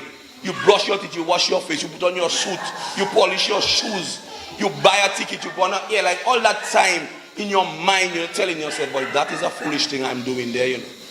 You going overseas to America on the biggest television program, which is watched by the whole world, and you blaspheme in your country, and you blast in your country, and you telling the world that Dominica have a program selling passports on the internet. Somebody can take their telephone and call, and they will mail a passport to them. And that is not the case at all, brothers and sisters. That is not the case. Every applicant in the Citizenship by Investment program has to first apply to become a citizen. He has to apply, and when he applies, he has to be checked. So we have about 5 international firms who does a thing called a due diligence check. Due diligence is like police station when you have to go for a police record. If say you have to go Barbados for a visa, you have to get a police record. So you have to either go in the station here in Marigot, and then the police will write down everything you did, if you was ever charged, if you ever catch you with marijuana, if you ever thief, and all of those things, that will go down on your police record. And that maybe will prevent you from going to Barbados to get the visa. Similarly, the due diligence process that every citizen must go through is the same thing. Firms around the world that are not connected to the government of Dominica, independent firms, have to check these people. And if there is anything in their past, they go back to what school they went to, what preschool they went to, who was their preschool teacher, what church they went to, how many times they were married, how much children they have, what their children doing, who was their father, who was their godfather, whether they make confirmation, whether they make first come. Every single thing is checked. What businesses they have, what investments they have, which ones were successful, which ones failed and why, who are their friends, in what places do they lime with others, what they drink, whether they're drinking whiskey or they're drinking red cap. Every single thing is checked, and that envelope is sealed and sent to the Government of Dominica, sent to the Citizenship by Investment Office. And if there is anything negative in that report, the person is denied, the application is denied. That is how tight the program is run. And right now, when the former government was in power, United Workers' Party was in power, the citizenship account was being managed by the Prime Minister, Honorable Edison James, who was not the Minister for Finance, and he was not the Attorney General at the time. Yet he was the one signing the checks to authorize monies out of the account. Right now, there is no politician, no minister, not even the Prime Minister have control over the citizenship account. The citizenship account is controlled now by top civil servants, like the Financial Secretary, the Budget Controller, the person in the Treasury. These are the people, the head of the Citizenship by Investment. So if the Prime Minister wants to give Honorable Casius Darroux $100,000 for washrooms from the Citizenship by Investment Fund, he has to apply to the FS, the Financial Secretary. You have to write a note, please, supple ma'am, can I have 100,000? And she has to watch it and look at it before the Treasury. So that is how tight we run the program, brothers and sisters. And the program right now is the most successful program in the Caribbean, our Citizenship by Investment program. And they make you think, that it's something new. We met it there. We met it there in 1993. They criticized it before they came to power. When they came to power, they didn't scrap it. They changed the name and they call it re-engineered citizenship program. That's what they call it, and they continue with it. In fact, when Eugenia Charles put that program into operation, every applicant had to buy a plane ticket and fly to Dominica and come to Dominica so we could see you by face and interview you so we know who the applicant was. When the United Workers' Party came to power, they said, no, no need for you to come to Dominica. We will come wherever you are. We'll come to Timbuktu, we'll come to China, we'll come to India, wherever you are, and we'll interview. So they're flying all over the world, interviewing people, and they're making you feel that, now there are crooks and vagabonds coming and getting passports. In their days, there was a man called Christopher Skays from Australia, Al Masari, who was found to be criminals too. So in any single program, people will always try to see how they can take advantage of the program, brothers and sisters. That is the situation.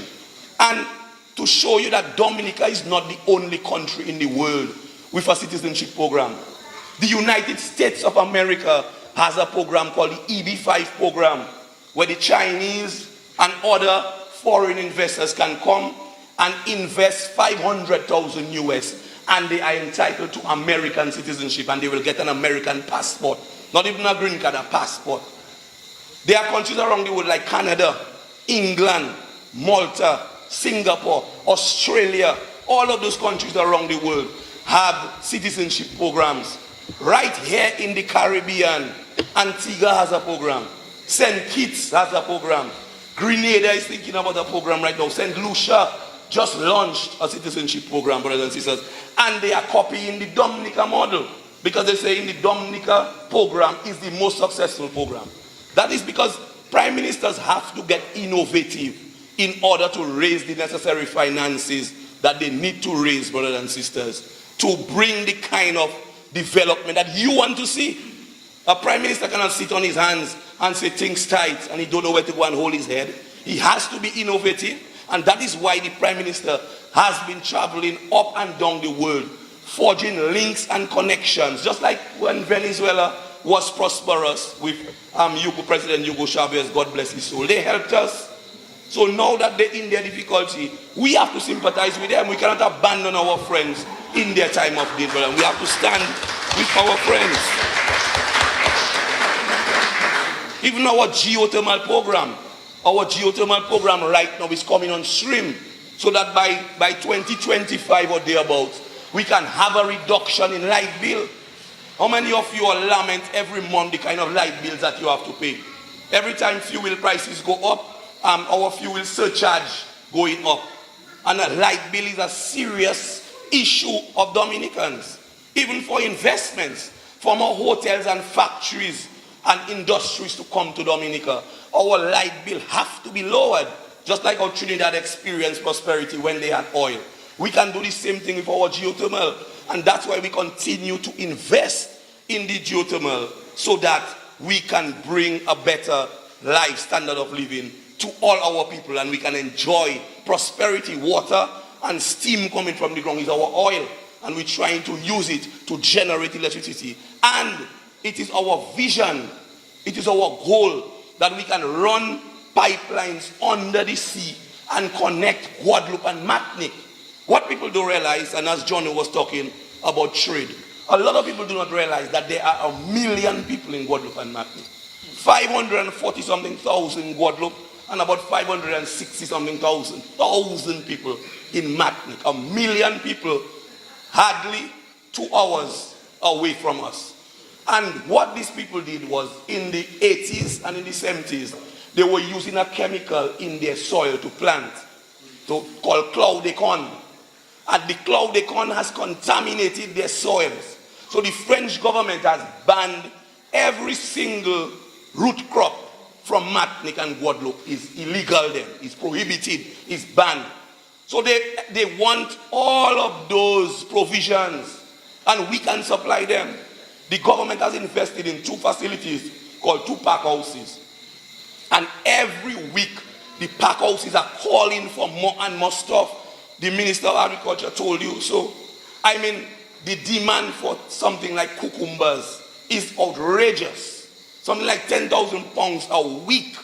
And you can start with cucumber, because cucumber is a quick crop. Cucumber takes what, 6 weeks? 6 weeks to be harvested. And as your cucumbers go in, you can go into other things like sweet potato. Sweet potato again is another big seller that we can grow. Lately, turmeric and ginger. Turmeric, everybody around the world right now is crazy about turmeric. And we cannot get enough turmeric to supply the market. Another crop is ginger that you can plant and make some serious money, brothers and sisters. And we have set up the structure for your success.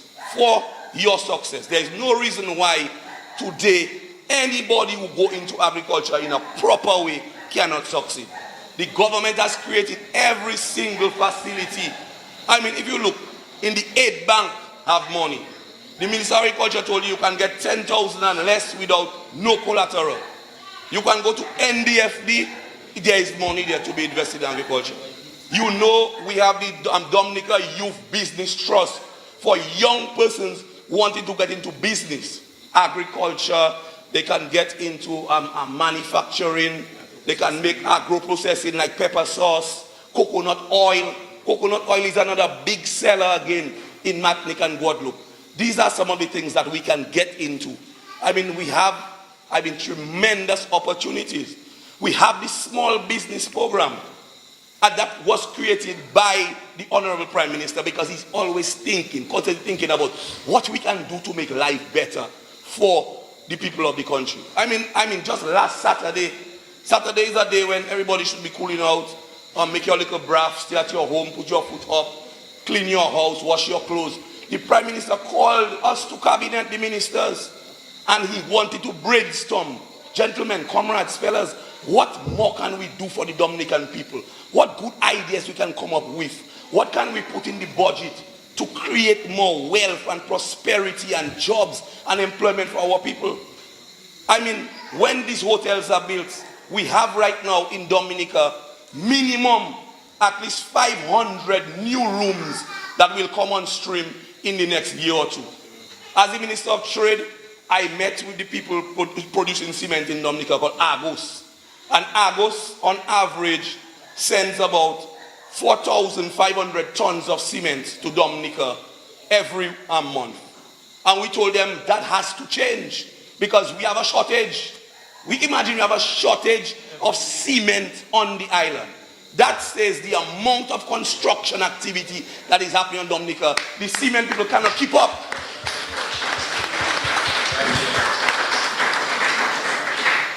So what that tells us is we in Sineku and in the rest of the Kalinago territory, we have to prepare ourselves for the prosperity that will come.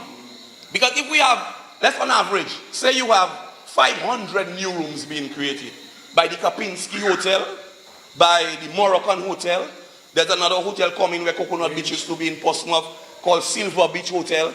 There's another Dominican investor who used to build hotels, a young chap, young guy, who left Dominica in his youth when he was in fifth form. He went to Montserrat. The volcano erupted in Montserrat, and the British government who owned Montserrat at the time gave them a choice of going to United Kingdom or going to another UK territory in the region. He went to Anguilla and started in the tourism industry and became very successful. He's coming back home to do a hotel project in Salisbury. So when they tell you that Labour Party only looking at Labour Party seats, that is not true at all. We see no colours when it comes to the development of the country. I mean, look at Jungle Bay. Mr. Sam Raphael in Petit Savan was a success story, a world success story. And then, through no fault of his, due to Tropical Storm Erica, destroyed the entire Jungle Bay development project.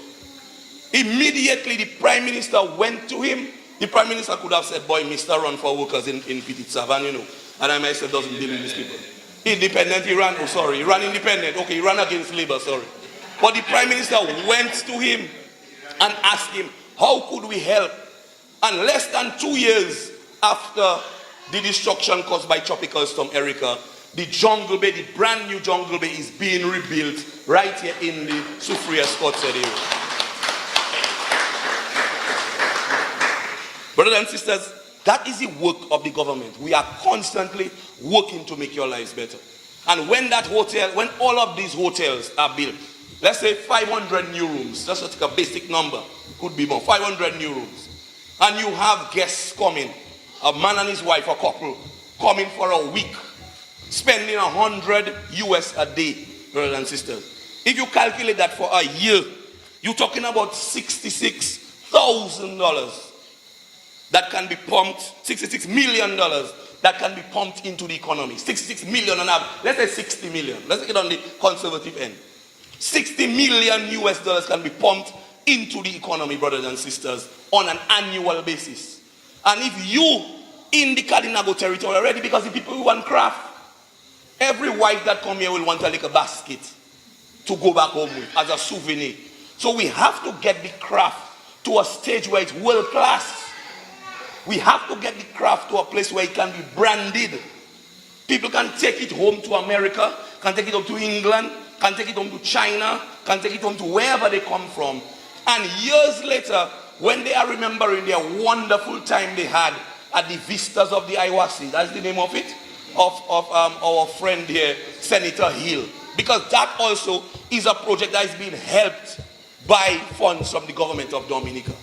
When they come to Vistas of Iwasi, they can take their little souvenir basket home. You can generate millions from that, brothers and sisters. We're not even talking about people who will actually get employed in those hotels full time. Because you are a special people. You have a special culture.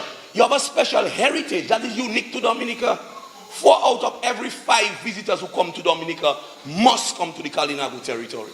Long before they even hear about Dominica, and long before they even decide to come on a vacation in Dominica, they will go on the internet and they will search.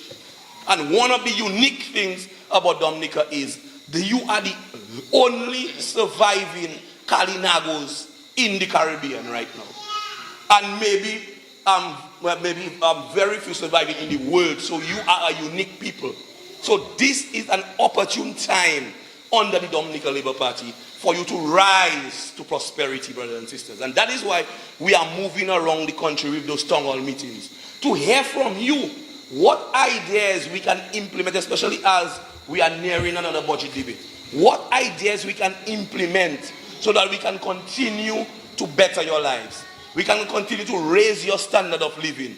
We can continue to allow you to become more independent by generating more revenue, by earning more income for yourselves. That is what we want to do. We want to hear from you because we want the Kalinago territory to be one of the shining examples of Dominican Labour Party prosperity. Long after we are gone and the history books are written, we want to look back at this period and say, this is the best period of prosperity, not only in Sineku, not only in the Salibia constituency and in the Kalinago territory, but in Dominica. And the only way we can do it is if we work together. Let's forget about the politics. When election is called, we will go back to who we are, a red, green, blue, yellow. Right now, all of us must think of each other as Dominicans. So we cannot leave our home in Buitika or in Penville or in Capuchin or in Kashaku and go to Roseau and in the dead of night light fire in the streets of Roseau. We cannot gather stones in Crocker's Bag and stone people's businesses, because when you mash up the floor at the government just because we go into parliament to make the election law clearer and easier, brothers and sisters.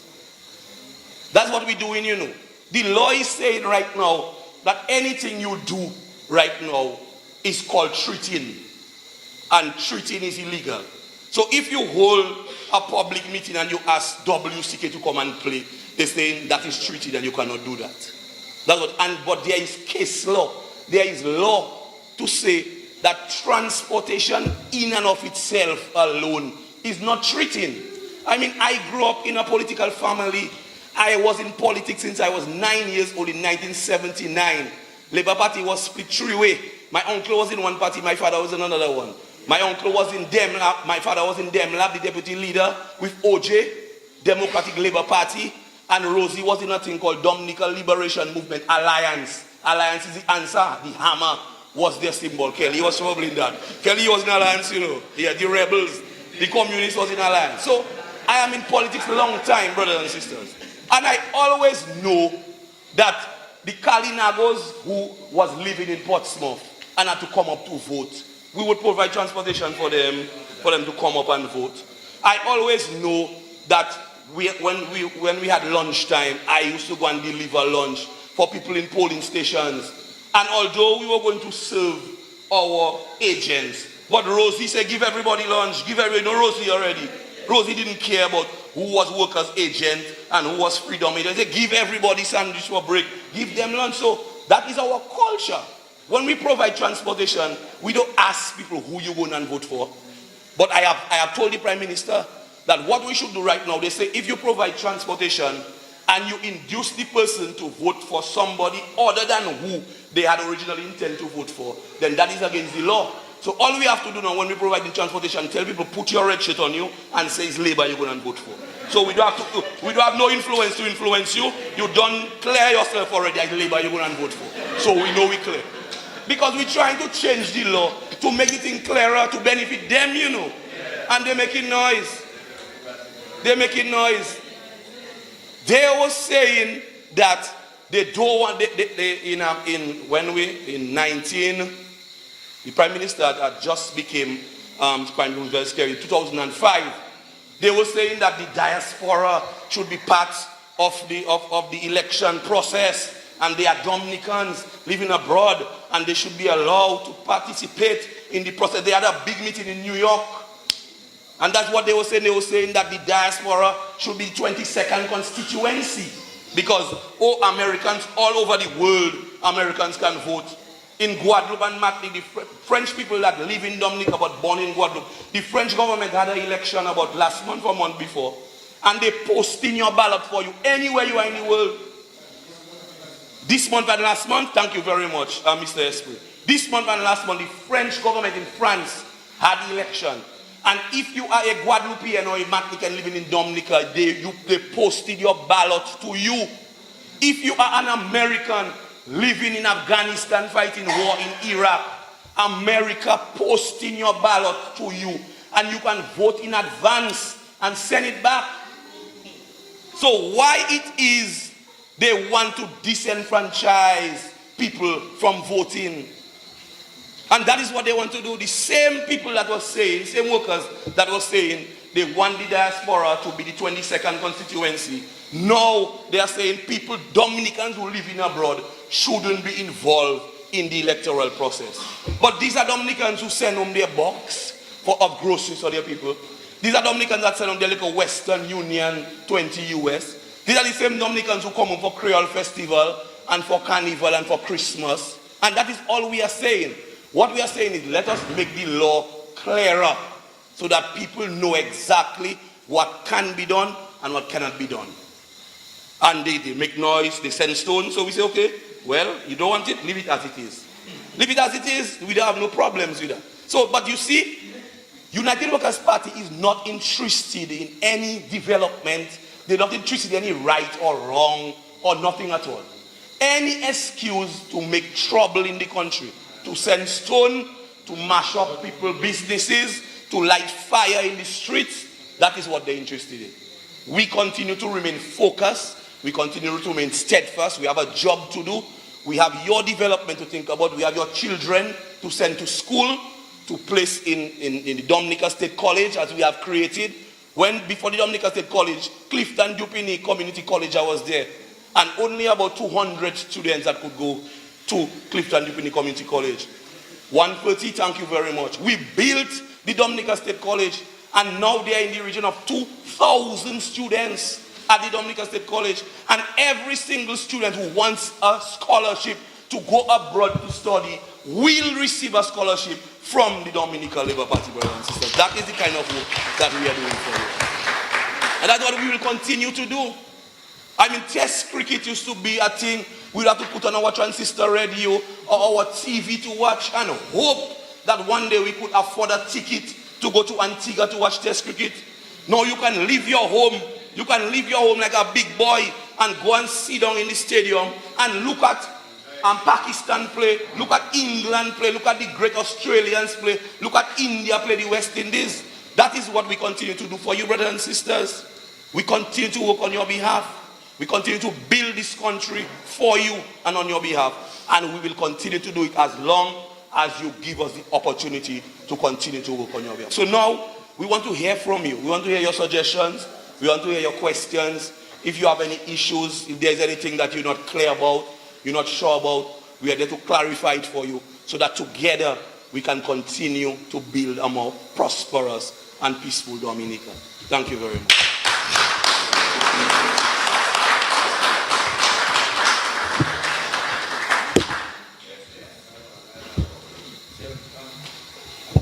After Ian, there's no one else. Because Ian is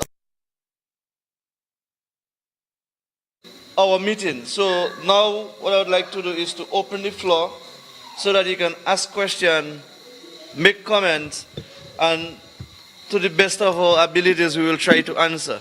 I see the Minister of Health is also here, so if you have any question to the Minister of Health, you may always feel free to ask a question regarding health. But he's just there to give us the support tonight, and thank you for coming, sir.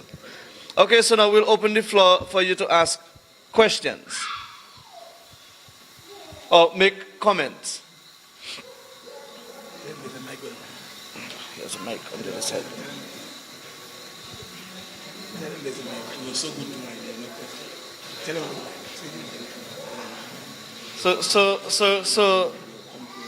So we give so much information that we have no question, no comments.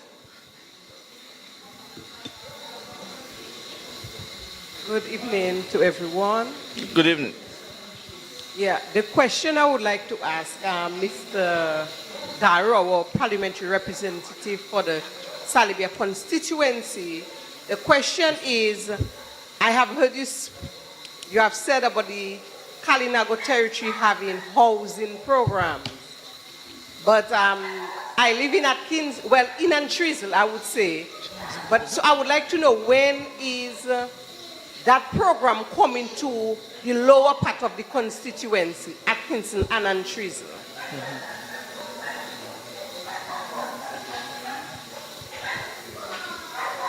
Thank you. Another question or comment, please? Okay, let me just say that we will take 5 questions and then we will answer.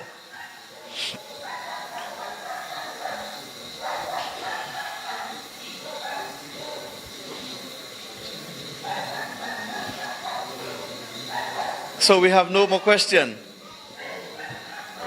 Seems very interesting. Yes, good night to the people. Good night. So far, I see that there are a lot of that system going on, the washroom system, and What? I just wanted to know if you have one for like public, for the village, where, especially for the site where we have the escalator chair. And I think that's it. He's talking about the washrooms.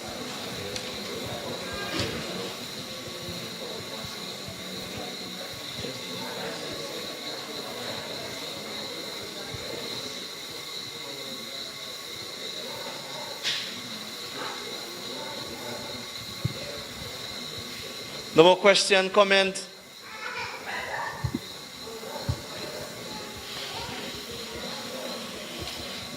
All right, if no more question, no more comments, then let me answer the Yes, first.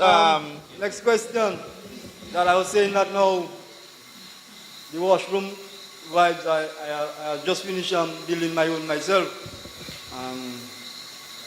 I soon now going to do a little repair on my house. So I say I don't want to do no longer. I'm going to get some assistance. Yeah. Okay, so you have built, you're building your home. I built my washroom on my own. Yeah, and I just don't know, so I'm going to do some repair on my house. So I wanted to know if I can get some assistance. Can you repeat the previous question, please? Huh? Can you repeat the previous question? Like, That was the same. Oh, the public washroom. Oh. oh yes, the first question I was saying that if we get in a washroom for Sineku, For the escalator. Donction, especially for the site and maybe Okay. even the tourists when they're doing the hiking or whatever, you know. Yeah. Yeah, and that's it. Yes. I was saying about my system to my site. Yeah. All right. With regards to the housing in Atkinson and Antrizal, we may not have built, or we may not have had a special site for a housing program, like the upper part of the constituency where we went ahead and we built a housing scheme. However, the ministry has always been assisting the people of Atkinson and Antrizal with housing assistance. And maybe, if I understand you correctly, you would want to see we build structures for individuals in the Atkinson community. This has, we have already discussed this within our ministries, and I can assure you that the people of Atkinson and Antrizal will receive houses like what we have in the upper constituency. You're welcome. With regards to the washroom in the facility in L'Escalier, there is a tourism facility in L'Escalier which was occupied, and all of us in Sineku we are aware of this facility. What I have discussed with Mr. Grano and some other people in the community is that within this financial year, let me just explain it a little further then. Because we have this sporting facility which is not too far from the tourism facility. There is a washroom, or there are washrooms at the tourism facility. So what we have planned to do is to improve the washroom facility in the tourism facility, and the construction of a washroom facility on the playground for the sporting ground that we have in Sineku. So if we have two facilities within close proximity, there would be no need for us to construct a public facility for the people of Sineku and for tourists who will come. And besides, every individual in Sineku right now is receiving a washroom. And the people from the Badaka community, they are telling me that I give all my washrooms to the Sineku people. How about Badaka? Now, some people in the upper communities, Maho River, Golet River, including Sineku, they're saying, but you give Badaka and Atkins and all those roads. So we have to balance it. So while we're heading down north with the washroom program, the road program is coming up to us in Sineku. So and with regards to your housing assistance, sir, we have taken a decision during our last meeting here with some of with our constituents in the accompaniment of the Honorable Prime Minister. And what he has said is every individual in the Kalinago territory who is in need of assistance, we will not only give them the materials, but we will provide the workmanship and the cost of labor so that these things that used to happen in the past don't happen anymore. Because sometimes we assist, let's say an elderly guy. He receives all those materials, but he doesn't have money to pay for labor. And what you find, the cement starts getting hard, so he starts selling the cement. Oh, you know what happens after. So we want to avoid those things from happening. So we'll provide you with the materials or assistance, and we'll provide you with labor. Okay? All right. Any more questions and comments?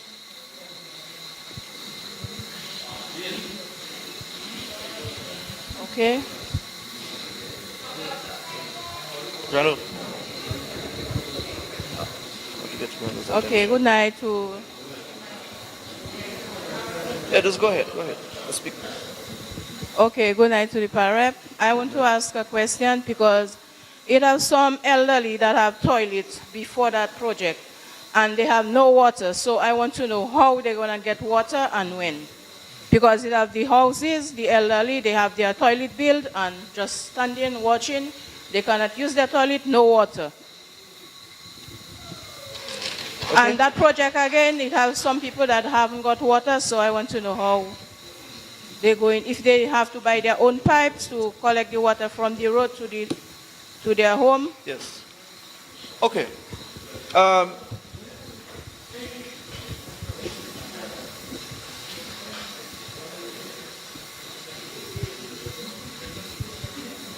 A question to our parrot. I would like to ask him, for the longest while, about 2 years and a half, or I do not know, 3 years or how long he have it, why in the Kalinago territory do not have an office where we could meet him? Like, we have the elderly, if they want to meet our parrot, they cannot go to Roseau. They want somebody to take them to Roseau, sometimes they haven't got somebody to take them to town. Why should, we don't have an office right in our community that we can see our parrot when we want, or tell us when he will be in the office that we can see him? Mm-hmm. I find that is very happy.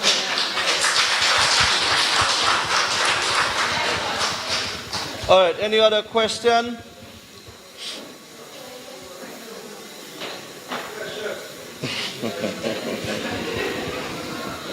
Yes, I just wanted to know, if you're doing farming, right? And you just say, you get in an old truck from some other country. An old? If it have, how you say that? Easy free or something like that, yeah. If it, You want to answer that, Ian? All right. With regards to the elderly individuals without water,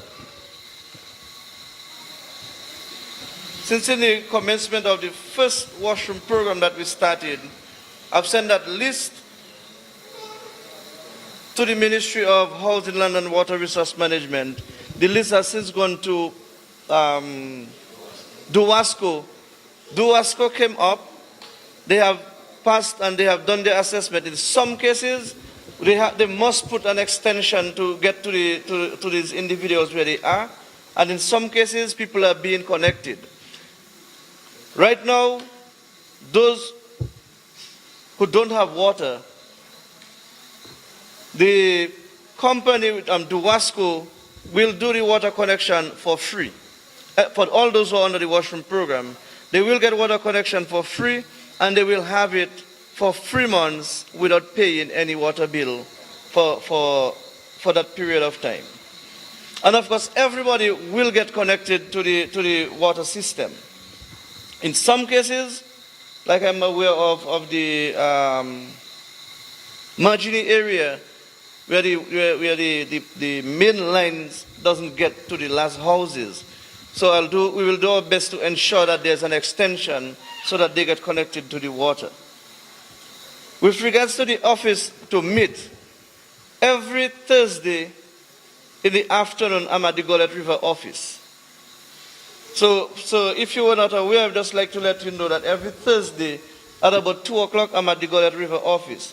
What I try to do is every Wednesday, I remain in the constituency, I visit all my projects, and I visit most of the elderly people within the constituency. Now what will happen is that Thursdays, people are aware that you ought to be in your constituency. But we have some citizens in different little hamlets. Now they will call me and they will tell me, Pal Rep, I want to see you tomorrow, which is Thursday. So I do my level best to go out to see them, and I try my best to be back at the office for 2 o'clock. So the Gullet River office is open at 2 o'clock on a Thursday, miss. The duty free. Yes, if you are doing farming, the government has a special program under the Ministry of Agriculture where you can apply for duty free, and some, I think the VAT is exempt, so you will not Pay the VAT. or the duty, the excise, thank you, the excise tax, you get exemption, you will not have to pay that.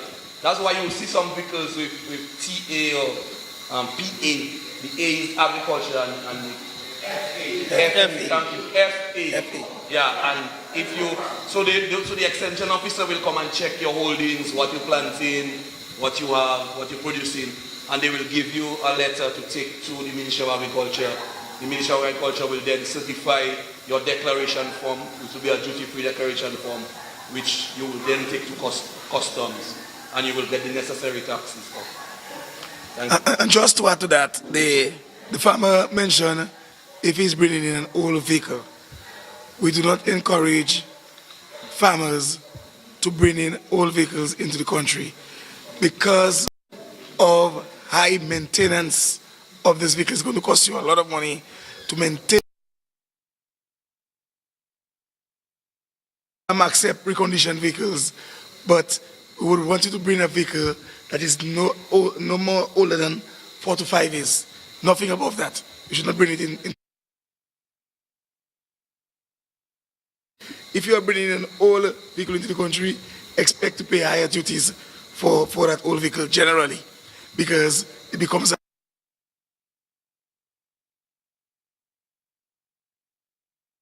to bring reconditioned vehicles into the country. So to the farmers who want to bring in a vehicle, if it's reconditioned, please ensure it's no more than 3-4 years old. Nothing more than that if you bring a reconditioned vehicle. Thank you. Thank you. Any more comments, questions? I should have asked that question when I stood up the first time, but it's for the agriculture, Mr. Darroux. The thing is, I applied for a farmer's loan. I am a cassava and toloma farmer. I also do bananas and plantain, that is for a little extra during the week. But my main crops are cassava and furry, cassava and toloma. But I applied to the aid bank, and it wasn't much I was asking for. And because I live out of the territory, I even gave them a copy of my title deed, and they still deny me. So right now, you know what I say? I say, okay, just leave those people money for them, and let me go ahead and just go and do what I have to do. Okay, another question is, okay, the guy spoke about taking a vehicle from overseas to Dominica, about the duty free. If I buy a vehicle to do my, to sell, if I buy a vehicle in Dominica, would I get duty, I would like to know if I can get something exempt so that I will not, oh, it will be the same thing. Thank you. I should answer that. The farmers who are purchasing, as a matter of fact, we want to encourage our farmers to buy their vehicles locally, to support the local business. Anybody who's going to farming and they're going to purchase a vehicle locally, forget about those that you purchase overseas, you will get the same comfortable treatment that we give to any other farmer. You go to your extension officers, you let them know that you are going to purchase a vehicle for your farm. They will do the assessment, they'll prepare the relevant document, it will be taken to the committee, they will assess the document. When all the documents are in order, it will then come to me, I will sign it, it will go up to the Ministry of Finance for approval, and you will get your duty-free. With reference to the loan at the aid bank and you being rejected, we have asked the farmers across the island, if they are facing challenges and bottleneck, they must come to us at the ministry, because we will assist you.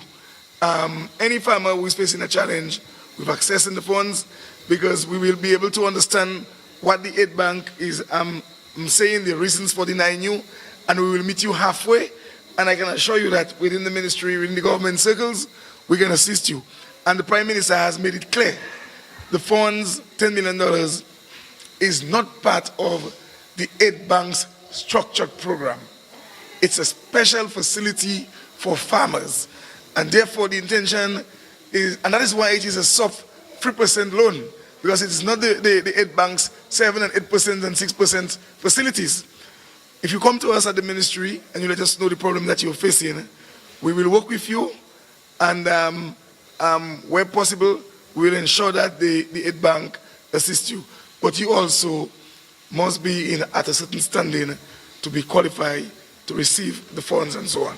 But definitely, we will help you at the ministry level. And if you're not satisfied with what the PSNI says to you, you can take it to the Prime Minister. He's also willing and ready to assist you. Let me take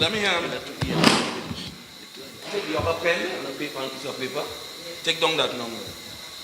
285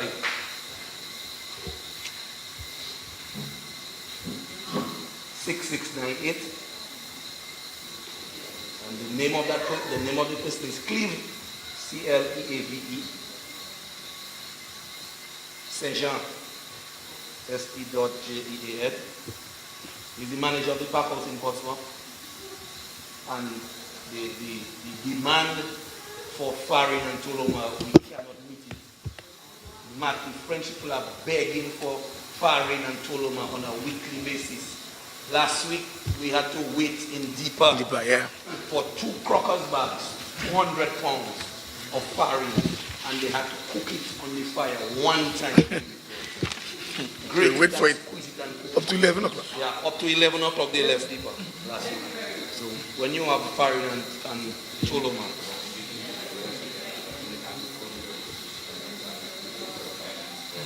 for the I think Shanks, you should address that. Doctor. Okay. So do we have any more questions or comments?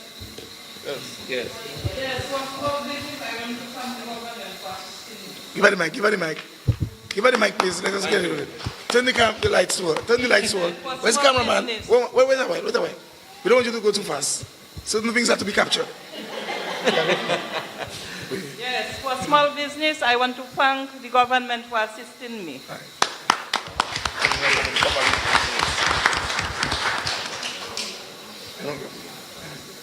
Yes, let me say pleasant good evening to everyone, especially the ministers and them who travel from far to be here tonight to have this meeting to become a successful meeting here tonight. Well, on the behalf of my community, I just want to take the opportunity to thank the government for the tremendous program that the government have put in place in regards of the toilet program, the small business program. I know many people have benefited on the many programs that the government have put in place in terms of housing, even all the roads project that is going on. And I know people are continue to, benefits from all the projects that government have been, putting in place. And then some people just play maliciousness, not really turning out and thanking the government for the good things that the government has been doing in our community. So I want to thank the government on the behalf of the people of Sineku.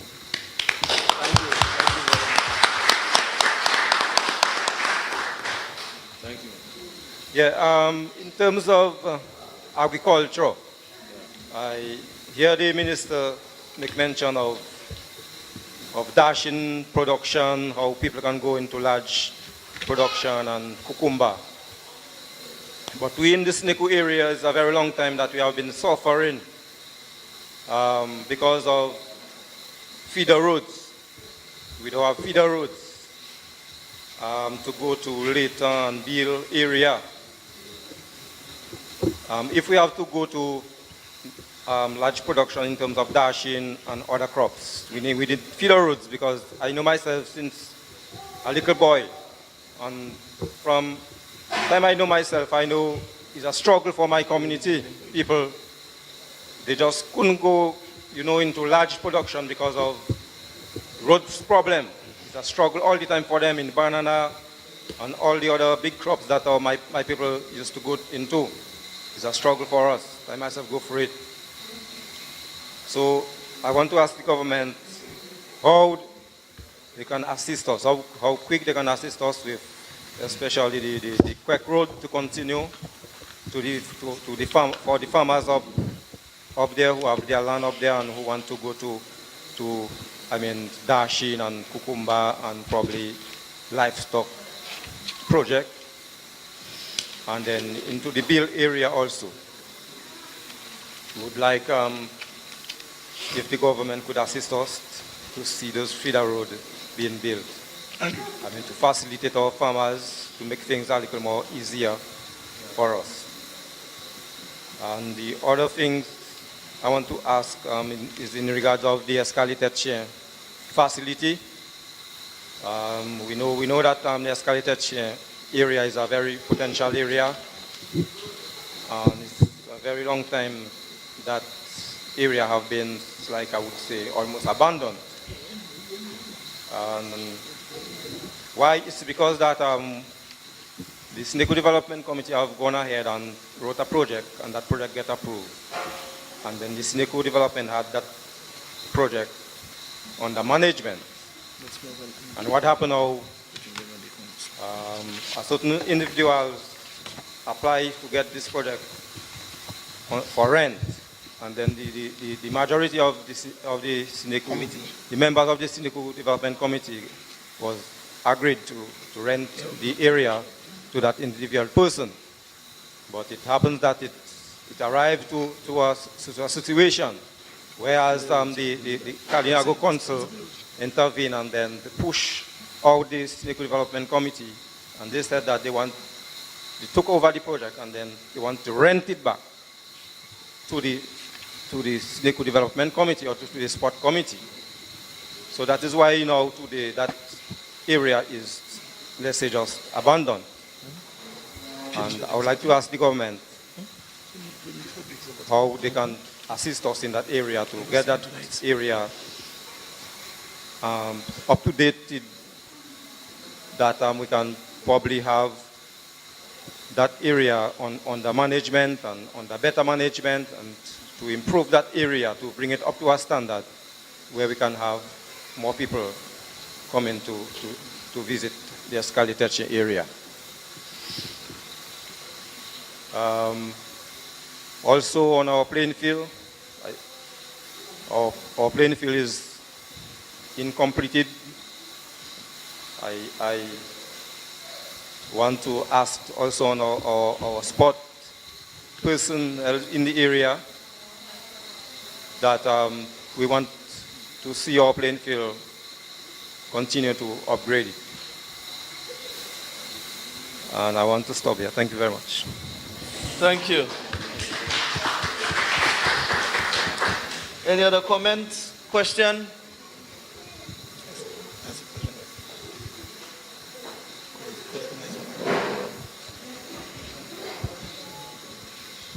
Good night, everyone.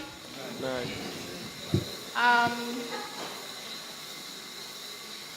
Long time ago, since when I started to vote, I supported the Alliance, I supported Rosie. And under Ruzi said the Carib territory will get free water when water come around. Here water come around, water is around. And nobody not standing up on behalf of the Carib territory on their water. Nobody not speaking on behalf of the Carib territory on water business. Water is very important. I am a farmer. Toloma is my main crop. So I use a lot of water. And I speaking right here on behalf of all my Carib people, on my Kalinago people, including Atkinson. I understand we in 2017, and we have expense on water. If we cannot get it free, but at least put a flat rate. I know some places in Dominica, they pay the flat rate. Right? Of course, Rosa, some places in Rosa have flat rate. So we are the first people in this country, Dominica. So let us hear what you say. Let us hear something. What all you can do for us on our water system in the Carib territory. And we want to hear it now.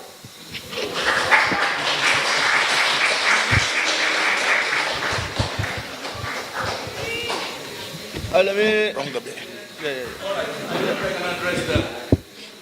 Since we have neither the Prime Minister, who is the Minister of Finance, or the Minister for Water, who is Honorable Reginald Ostry, we can take your concern back to them when we meet at Cabinet on Tuesday.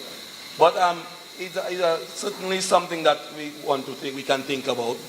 And if not free water to start initially, but maybe a flat rate, because we would really like to encourage more Toloma production out of the Kalinago territory. So we think it's a good suggestion, and we'll certainly take it back to Cabinet and discuss it and get back to you. Okay. I understand your concern with regards to the free water and not paying for water. This thing, we have discussed it over and over again. Now, one of those concerns that we have is the usage of water. Right now, although the water system is metered, there are people who are abusing the water system. So what we find that is happening is almost every household in the housing scheme which is above road, they will not have water until about 11 o'clock in the night when everybody else below road is resting. And what happens, the water system is right here in Sineku. But you find people in Bataka, they never can have a drop of water until it's 11 o'clock in the night. Now, also, there are some people, and the company is doing their best to solve that problem, is that we have people even right here in Sineku where their tap is flowing 24 hours a day. Now, what do we do? With a flat rate, let's say we have to pay $20 every month. What is going to happen? Because what these individuals are going to say, whether I use 20 gallons, whether I use 100 gallons, I will pay $20. And what is going to happen, almost every individual who are above road will not have water because the water pressure will not be able to build up to give them water. I really understand why you're asking it, because you're doing Toloma and you're using a lot of water. So what I can do is to speak to the Minister of Finance and the Minister responsible for water and make a special case for you because you're utilizing more water than others for your production. So really and truly, and you can imagine also that the people of Atkinson, they're suffering because we are using all the water from upward before it can get to them. So it's only when we close down our taps, the water pressure builds up, then the people in Atkinson can get water. And it is really unfair to the people of Atkinson because while the water is metered, we are still wasting it. When it will be a flat rate, you know what will happen. So I understand what you're saying, but really and truly we have to balance it. I will speak to the minister responsible, and we can see how we assist you in a special case, because I know we are trying to help people in special situations. Okay, Miss? Let me ask the question. Do we have a central farming processing facility here? No. No. And Not the really. answer would be the same for Toloma processing. We don't have a central. So maybe that is something that we can think about, establishing a central Toloma processing facility where you can take the Toloma, wash it, grate it, squeeze it, whatever you have to do. And maybe in that case, the government can think about putting a special rate on water for that facility. Yeah. So in that way, maybe we can You can benefit, yeah. With regards to the Sineku feeder road, it just brought it up again, but last week I had a meeting in Sineku, and I came to the people of Sineku to discuss the development of roads in Sineku. Prior discussion is that some people, they have the view that we should build a new road across from the preschool. And already there's an existing road called the Quack Road. That's why I came to Sineku. We had a discussion last week, and the people of Sineku indicated that they would want to see the development of the Quack Road. So let me assure you, sir, that in the new financial year, which is in July, as soon as it is over, we will see the development of the Quack Road. And I understand a lot of farmers, they have land up there, but it is being abandoned because when they cultivate their crops, it's a struggle to get it across to the market. So we will develop the Quack Road as in the earliest possible time. Which one did I miss? The Lescalia Teche facility, I believe that is something that we will have to meet and have a discussion about it. And we should invite the chief to be at this meeting so that we could discuss the future development of the Lescalia Teche itself and the facility. That's all I will say about the Lescalia Teche. That's the last. Okay, one last individual before we close.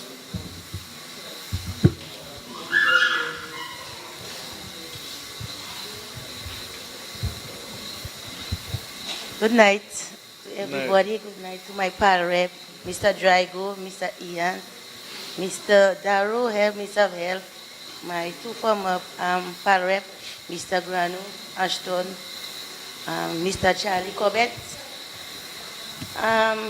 I would like to really say a really thank you to my pal rep and to my PM. On behalf of Atkinson, as everybody knows, I'm a veteran of Atkinson. Sharon Durand involved in so many different things. But as you all know, that there comes a time to really say a really and special thank you to you all. Thank you for my Samuel Road. I really appreciate that. From the bottom of my heart, I thank you all and the Prime Minister. Also, I would really like to thank that small business unit. It has really done me the best and the best of all. Thank you. Right now, I can boast, and I'm going to say it, I am going to make a cocoa shop in Atkinson. That is Sharon's Cocoa Shop, which right now I can facilitate at least 3 more people to help me into my cocoa industry. I really want to say thank you so much. Atkinson, as we said, has been left out for a while. But we cannot say that we are out of the woods. We are in the woods now. And I think right now we should say Atkinson is getting a fair share of the pie. I am thanking all you so much. Thank you so much. In building materials, we are getting right on target. Thank you so much. Thanks a million. Thank you. Let me just tell you, that's a number that I give you, Cliff Station. Yeah, take down that number also and call you because we might be able to find a marketing market for your proposal. I went to market to learn from God because I said we have to continue. It was tremendous. And I come there again. Yes, good night, ladies and gentlemen. As some of you all know, my name is Luis Nelson. I'm living in Sineku now. That is my resigning village. One question I have for you, talk about the water a while ago. If you're thinking it for the Mayok, you have to think it for some that go in the, like in the vegetable part area, you have to provide some water for them too, because you have a lot of people that want to go in the vegetable area, and the water, it is a tight vibes for them. So I don't know what you can do for that and stuff. And one more problem I have is the garbage bin in Sineku. I don't know if you can help me out on that part, because I'm holding the post for health on the village committee, Sineku village committee. So I don't know what all you can help me out to do certain things the right way in our community. Okay, thank you. Thanks very much.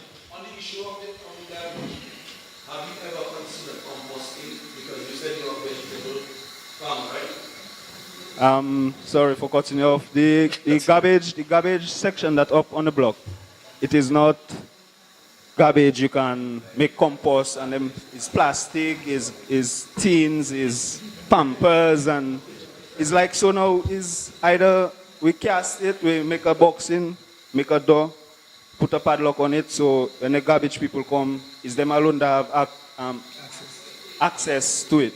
It's not nobody else, no dogs can go in it. Rat can pass, but not, you understand, but, because no, I talked to my pal rep about that, and he was telling me about the rat situation, you understand? I understand that one there too, but that can still prevent certain things in the place, because for me, it's direct on the block, is the village itself. From there, you're going down Escalade Point, you're going up on the hill, so I don't know what all you can do about that. Thanks very much. Okay, answer. That's it. Okay, let me, for all those who got assistance under the small business in the Ministry of Kalinago Affairs, I will accept the thank you on behalf of the ministry. But it's not only me, it involves Mr. Ashton Grano, Kelly Grano, and of course the development officer, Mr. Kozia Frederick, who had to do quite a bit of work in getting the papers, collating those papers, and getting some, so that we could sit down and say how much we can assist our small business in the Kalinago territory. What I'm appealing to the rest of the community, that it is an ongoing project within the ministry, and I would like to encourage you to continue to apply, but let us apply and let us ensure that what we are going to do is sustainable.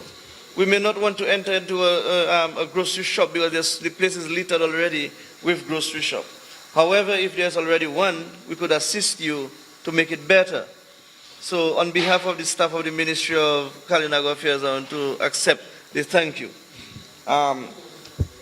With regards to garbage, personally, I'm not in favor of any garbage collection point within any community. In this, not only in Sineku, but throughout the constituency. But before I get to the negative, I must thank the people of the Kalinago territory, Atkinson and Antwistle, for keeping our communities clean. It is one of those communities where you will find maybe one or two little pockets of garbages along the way. If you go to Atkinson, for example, I can almost guarantee that from the wrong house in Atkinson, in Antwistle, to the bus stop in Atkinson is relatively clean, well kept, the flowers are trimmed, and the people are maintaining the roadsides that they occupy. And if we come up a little further into Badaka, where I call the cocoa collection, the cocoa garbage collection, that's where we have an issue, and the other issue is in Sineku. We have our the old stoves, the old fridge. That's what we have in this garbage collection point. What we need to do is to keep them closer home, and when the garbage truck is passing, we take it to the roadside. Now the pampers, we can always dig a pit around and throw those pampers in the pit. One of those reasons why we have dogs getting in there is not because these things are not biodegradable, it's because there's some bones in there that the dogs will come to find. No, that's true. What I think what we need to do, we need to take, like we have said in several other settings, we need to take a collective approach as to how we get rid of our garbage. And if we want to put all our food pills in a plastic and put it by the roadside, leave it for those in the city who doesn't have any space to do composting. But it's a collective approach we need to take, and within the ministry, we may have to put mechanisms in place to have a more frequent collection. And I believe in the Ministry of Health, they are working on that to ensure that we do more frequent garbage collection. Okay, so let's hope that within the few coming weeks, it will be a thing of the past where we wouldn't be seeing garbage anywhere on the roadside, whether it be in the Kalinago territory, or Castlebruce, or in Bells, or in Portsmouth, wherever. Okay, so we will do something to ensure that our communities are kept clean. I want to take the last opportunity to say thank you to the Honorable Johnson Darroux, Minister for Agriculture, the Ian Douglas, Minister for Trade. I realize he didn't touch a little bit on the NEP, but that's okay. Dr. Darroux, the Minister for Health, our two former PAL reps, Honorable the Granules, our very own Ambassador, Dr. Corbett, Mr. Shanks Esprit, a brother to me, and the media, the media, Kyrie FM, DBS, and GIS. Thank you for being here, but most importantly, the people of the Salibia constituency, I want to thank you for being here. Thank you for your input. We've made note of everything, and we will do whatever we have to do to ensure that you're always satisfied in spite of all the criticisms that we are getting from those of the other side. So I want to thank you again. Do have a good night rest to our visiting friends. Please drive safe back home so that tomorrow we can report to our constituencies. Not at 2 o'clock like me, but at least at 9 o'clock so that everybody can meet with their PAL rep. Thank you very much and have a safe night.